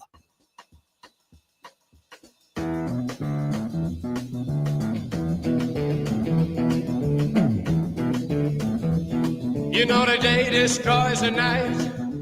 Night divides the day. Try to run, try to hide. Break on through to the other side. Break on through to the other side. Break on through to the other side. Randy Tobler, Truth Warrior, Woke Destroyer on News Talk STL. It's Mike Ferguson from The Morning Show, and you are listening to Randy Tobler right here on 101.9 and 94.1 News Talk STL. Why? Because you're awesome. Well, and Mike is awesome too. And boy, it's a shame that interview that he did with Jane Pushkar got taken down. Hopefully it'll be back up on one or another of the platforms. I hope that the interview just passed that we did with her will not get taken down. Joining us now is, of course, Gabe, one of Mike's team members on the Mike Ferguson in the Morning Show. That, of course, is Gabe Pfifer, along with Stell and Mike, do a fabulous job every weekday. And Gabe, welcome into the program. Now, I got to tell you, I've been thinking about your MIT experience. You went to MIT, right? I did. Okay. Yeah, it was. I think we should. I graduated in 2003, so it was before a lot of the crazy woke nonsense had really taken root. Yeah. Well, I got to thinking about Gabe and his impact on our area, on these airwaves, on the show. I know it's great listening every morning with you and with Mike and Stell. And I got thinking we should relabel MIT. When I think of Gabe Pfifer at MIT, I think of MIT, Major Intellectual Thrust. And thrust makes me think of rockets. And rockets makes me think of Gabe Pfifer. Nice. Hey, first of all, let's have a little fun. I do want to get, because I know you're a man of great faith and you're concerned about the culture, and obviously culture is upstream from politics. You know, Breitbart said it first, and we all know it. But let's talk a little bit about rockets. I really think it is so fun. It is so inspirational, not only for, I think, boys and men's bodies, but young men across the country, to hear someone like Elon Musk doing what he's doing, building what he's doing, flying what he's flying, to just get up on stage and say, as he did before the election, I don't want to be a politician. I just want to build rockets and cars. That is just that childlike did you have that as a child? Were you that kind of kid? You just wanted to just build rockets to the moon and invent new things with your erector set and everything? Oh, absolutely. That was totally me. I was gifted a very large Lego collection at the time. When I was maybe 8 or so. And I was constantly building things. I was just constantly making new things, and I would bring it to my mom and dad. It's like, look, I just invented a XYZ thing. She's like, oh, and this is a version of a plane I would like to build one day, and things like that. For the longest time, I wanted to be just an inventor. The random inventor that you see in cartoons who can just build anything. Later on, I realized that you actually have to pick a specific track. So then I decided on aerospace. And so then I looked around and I asked around, and I was like, okay, where's the best place to go if you want to do aerospace? And somebody said MIT. I said, okay, then I'm going to go to MIT. And lo and behold, I'm doing exactly pretty much I had decided to do when I was 12. So it's absolutely been in one of those rides where, I've been so excited about these things for so long. And the fact that I get to do them professionally and get paid for it, is kind of like a dream come true. Now, I couldn't imagine then being derailed constantly by the intrusive arm of government if I had been so fortunate as to build a company that does exactly what I wanted to do. And Elon is rightfully upset and dismayed by the direction the country's been going. That squelches that sort of childlike exuberance that has made America the front line of cutting edge innovations for about a century now. Gabe, let's talk a little bit about the potential hazards of irrational exuberance, as I think a former, wasn't it a Fed chair said. I think we're all happy that Donald Trump is in office instead of will be in office instead of Kamala Harris. I think all of us are more or less optimistic in some of the, if not most of the cabinet picks. But are you like me a little concerned that at the end of the day, they're still high profile celebrity types and being flawed human beings? We all like to accumulate power. And is there some risk of just a redistribution of power and money? Who now has a majority share in the EV market? It's funny, he now wants the tax subsidies to go away. I mean, excuse cynical Randy here, but I'm just saying, what are the pros and the cons of the incoming cabinet from what you've seen, from what you've heard, and what can we do as citizens and supporters to make sure that they keep their eye on the prize? One thing I think Donald Trump needs, and the MAGA movement itself really needs to be credited with, is expanding the tent of the Republican Party. I think it's the tent has needed to be expanded for ages and ages and ages, and people have been resisting it so much that we've been shooting ourselves electorally in the foot for a couple decades. But Donald Trump has managed to do that. He's managed to make gains in almost every demographic. They're calling it the red shift. Even Silicon Valley has shifted a little bit more red than it has been over the years. So that's all kind of due to I would call a Trump effect on Republican politics. However, the danger here is that the MAGA movement isn't necessarily conservative. It's conservative. It's conservative adjacent. The Venn diagram crosses a lot of areas. But then you get some of this big government type stuff and some of this big government thinking that kind of pervades some of these things. The protectionism is kind of big government. The tent expansion has included a lot of people who otherwise, Republican voters would have balked at. As much as I like Tulsi Gabbard and I like some of the ways that she describes how our cultural conversation needs to be, she's still very much a radical leftist. If you look at the bulk of her preferred policy positions. So when these people get access to the levers of power, there needs to be a really strong check on them to make sure that they're staying in their lane. I mean, RFK Jr. is always one of those as well. I like the idea of America kind of revisiting our health position and the things we allow in our food and water and things like that. But don't get him to talk about abortion or gun rights or anything like that, because he is also a radical leftist.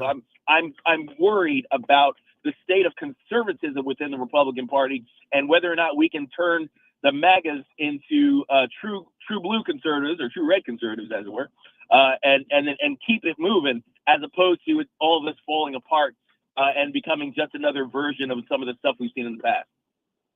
No, I think that's a great analysis. You're so right. And, I'm concerned that we may not be getting that libertarian streak that I think we all are expecting and I think are demanding. It starts with downsizing government. There's no doubt about it. The question is, where is that entrepreneurial energy, if it is unleashed back to the people, both their money with their capital and their efforts? And is it going to be just powering up more of the conglomerates? I think in the healthcare space, I talked about it all morning. I'm concerned. Mehmet Oz talked about making Medicare Advantage even stronger. Well, that's owned by 2 or 3 big companies. And people that have Medicare Advantage, once they get sick, they'll tell you, as long as they're well, it's fine. You get free Band-Aids, you get a membership at the gym, you get a little whatever. But when you really get sick, your choice is limited and it's anything but that. And I could see that only if they don't handle this right. I could see that power, instead of being concentrated in DC, gets concentrated in various silos of power that already exist and just making them more powerful, which risks an oligarchy. Is that an overread or not? No, I think that's basically what's been happening for a long time. The left is been the masters of the oligarchy creation coming out of the federal government, picking the winners and losers, and usually favoring the big business interests that have lobbyists that live down the street from the politicians that they bribe. We're in danger of doing essentially the same things. We're creating an economy that picks winners and losers rather than unleashing the power of a truly free market. It would be great if so many of the current sets of regulations and requirements for healthcare were released so that competing interests could actually rise out of the free market. Because right now it's basically a protectionist racket for the gigantic corporations. And that seems to be the case in a lot of industries. So my hope is that while we're shrinking the size of government, while Doge is at work doing its business, that we can also be looking at those onerous regulations that create a burden that isn't necessarily measured in dollars directly, but has the same effect of stifling the entrepreneurial spirit of America.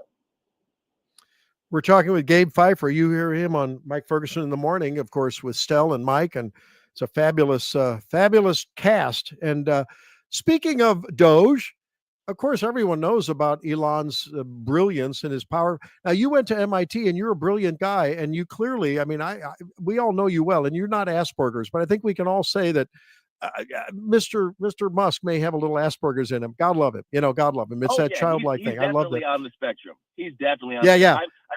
I am on the spectrum, but I'm very high functioning. My kids like to kid me about that. I get the occasional if we're at a family dining or something. Dad, you're so random, because I forget that not everyone's thinking the thoughts of the conversation going on in my head. I know exactly what you mean. But I am impressed with a guy named Vivek Ramaswamy, and I didn't know that he could do this. Take a listen.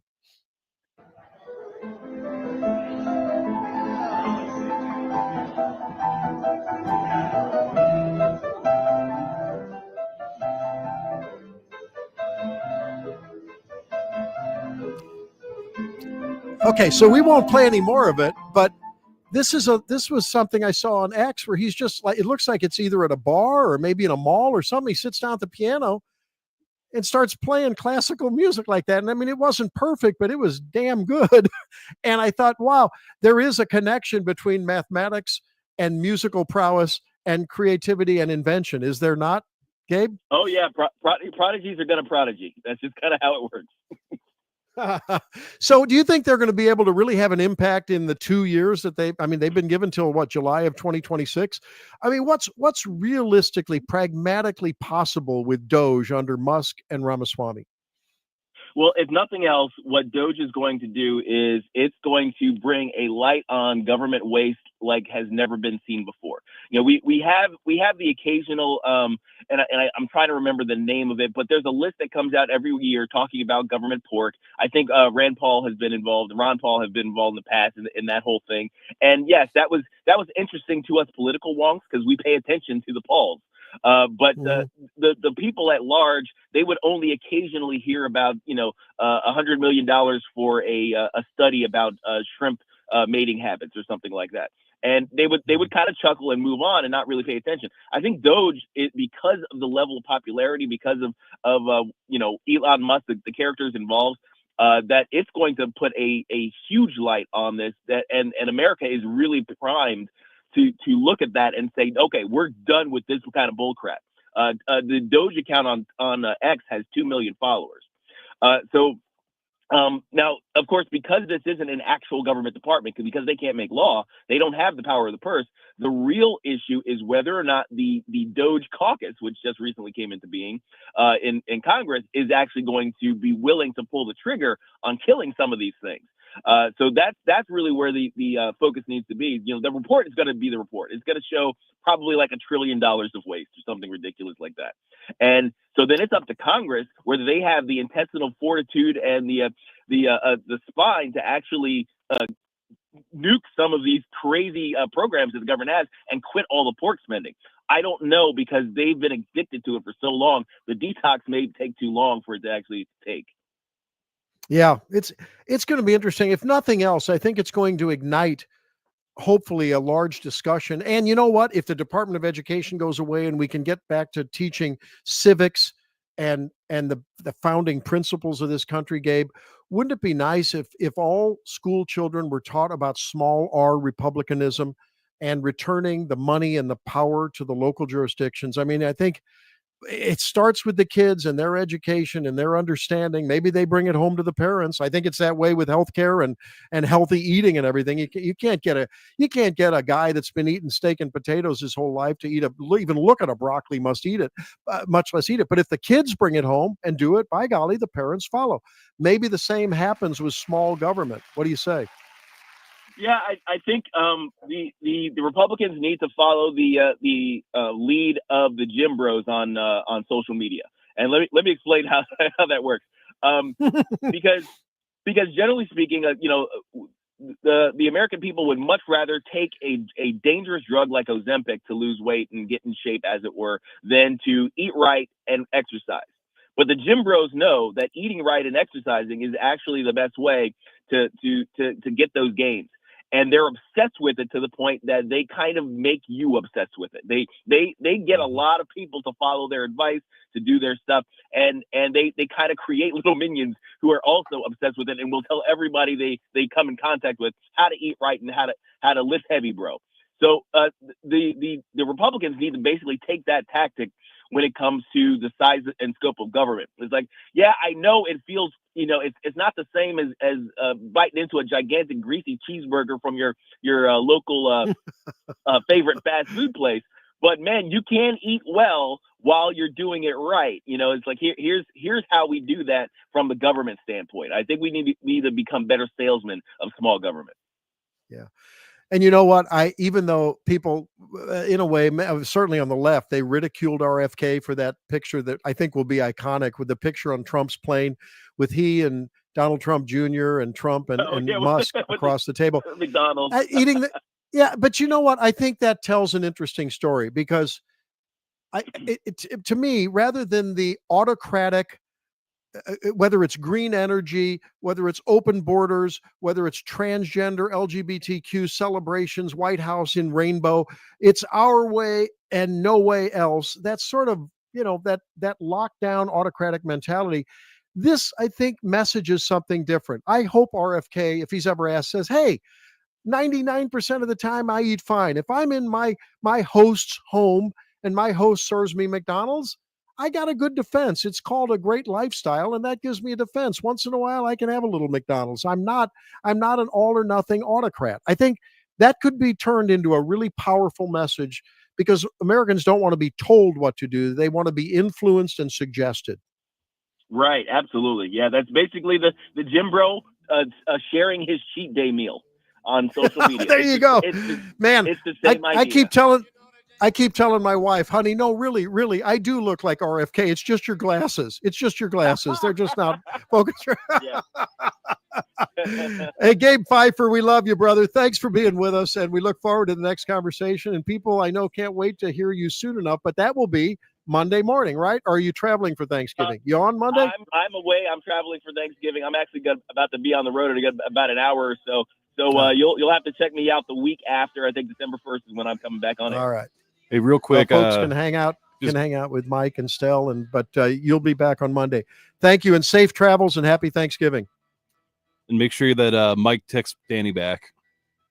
Oh, yes, of course. Don't leave him on red, Mike. All right. Thanks, guys. God bless. Take care. All right. Thanks, Gabe. God bless you. And really a great patriot and a great man of faith, just a great all-around human being, Gabe Pfifer. Hey, let's wrap it up when we come back. We've got some leftovers. We'll see what's in the fridge. Stay tuned.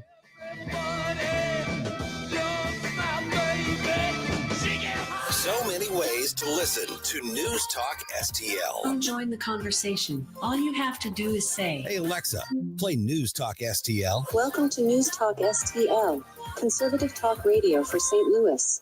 If you haven't been to Lit Cigar Lounge in the district at Chesterfield, you're missing a great experience. Premium cigars, drinks, spacious seating, TVs in every direction. This and more explain why Lit was voted Best Cigar Lounge 2 years in a row. Now you can be at Lit and order Napoli Brothers pizza and pasta delivered to you. In fact, Napoli's just a few doors down. A coal-fired oven giving a unique taste. Napoli Brothers Pizza and Pasta, now open in the Chesterfield district. I'm Dr. TJ, owner of the Institute of Natural Health, co-owner of Optimal Nutraceuticals, and the host of Wellness 101. Need reliable auto service from people you can trust? Look no further than Western Tire and Auto. For over 15 years, we've been your complete automotive repair center, family-owned and operated, with owner Dean Cleathermes bringing 30 years of industry experience. At Western Tire and Auto, you're not just a customer, you're family. We promise 100% satisfaction, treating you with the transparency, respect, and honesty you deserve. Visit us in St. Peters or in Florissant. For appointments, call or check westerntireauto.com. Western Tire and Auto, your local automotive experts since 2008. I'm honored to tell you that the Cafe Napoli family is growing. That means you're going to have more locations to enjoy the Napoli experience. The Napoli heritage of fine dining continues with Napoli Kirkwood. So you have Cafe Napoli in Clayton, Napoli 2, Town and Country, Napoli 3, St. Charles, right next door, Napoli C, and don't forget Napoli Brothers Pizza and Pasta in the district, Chesterfield Valley. Plus soon, Napoli Kirkwood. Hey, it's Vic. Are you worried about rising taxes? Well, you're not alone. With government spending outpacing revenue, many Americans fear a tax hike is on the horizon. But here's the good news. You have options. Chris Cooper of Serenity Wealth Management specializes in tax-efficient strategies for income planning, legacy, and growth.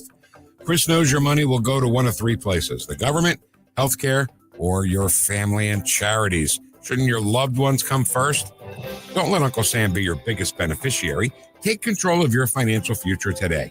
Visit SerenityNowTax.com for your free copy of Chris's book, The New Holistic Retirement. Serenity Wealth Management, because you deserve peace of mind in retirement. Request your free book today at SerenityNowTax.com. That's SerenityNowTax.com to get your free copy of The New Holistic Retirement. That's SerenityNowTax.com. Serenity Now! With Chris Cooper. Investment advice offered through Fortis Capital Advisors. This hour, the Randy Tobler Show, brought to you by Advanced Dentistry Now. Doctors Dan Cusimano and Dr. Megan Dwyer. 636-978-0226. Or visit them on the web at advanceddentistrynow.com.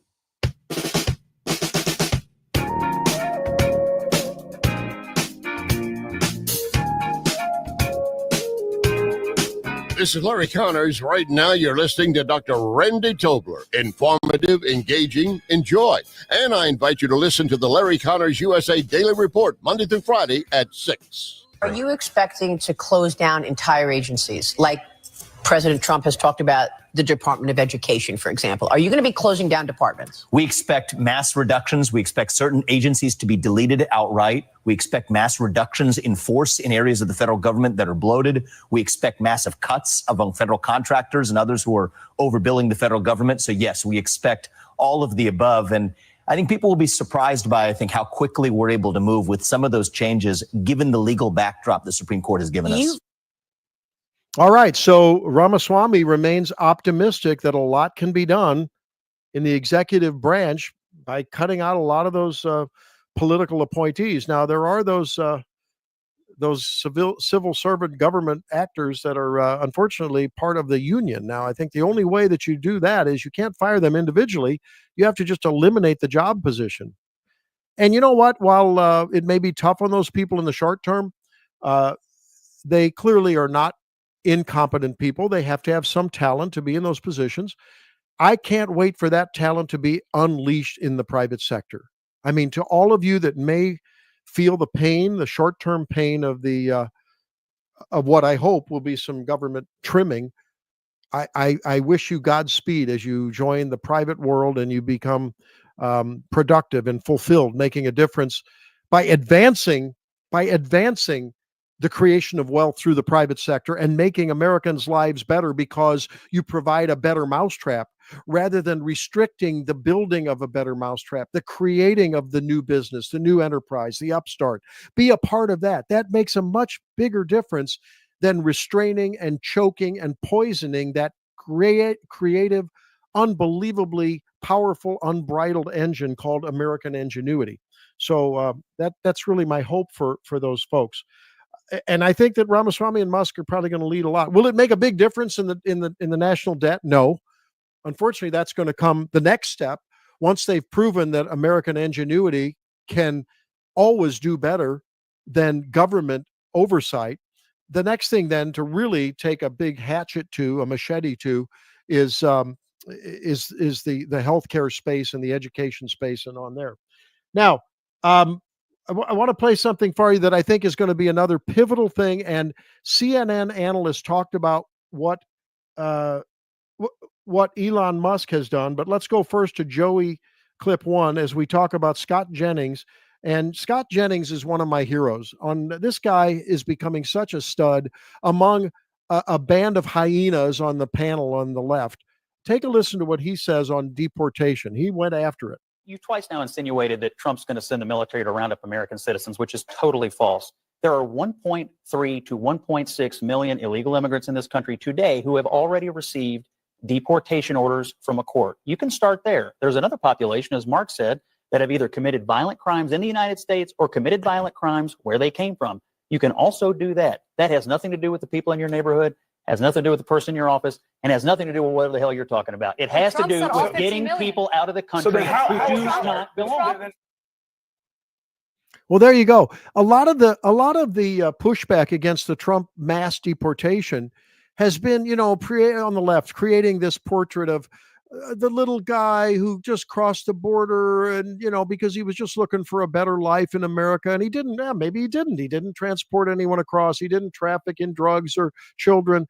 He just was part of the movement of these caravans. Okay. And he's now working at the Mexican restaurant. He's, doing a landscape job, whatever. Those aren't the people, frankly, I'm really worried about in the first wave of deportation. As I said earlier, I want the Tren de Aragua. I want the MI-13s. I want the people who are caught driving illegally. I want the people, there's so many criminals doing their second and third and fourth crimes in America.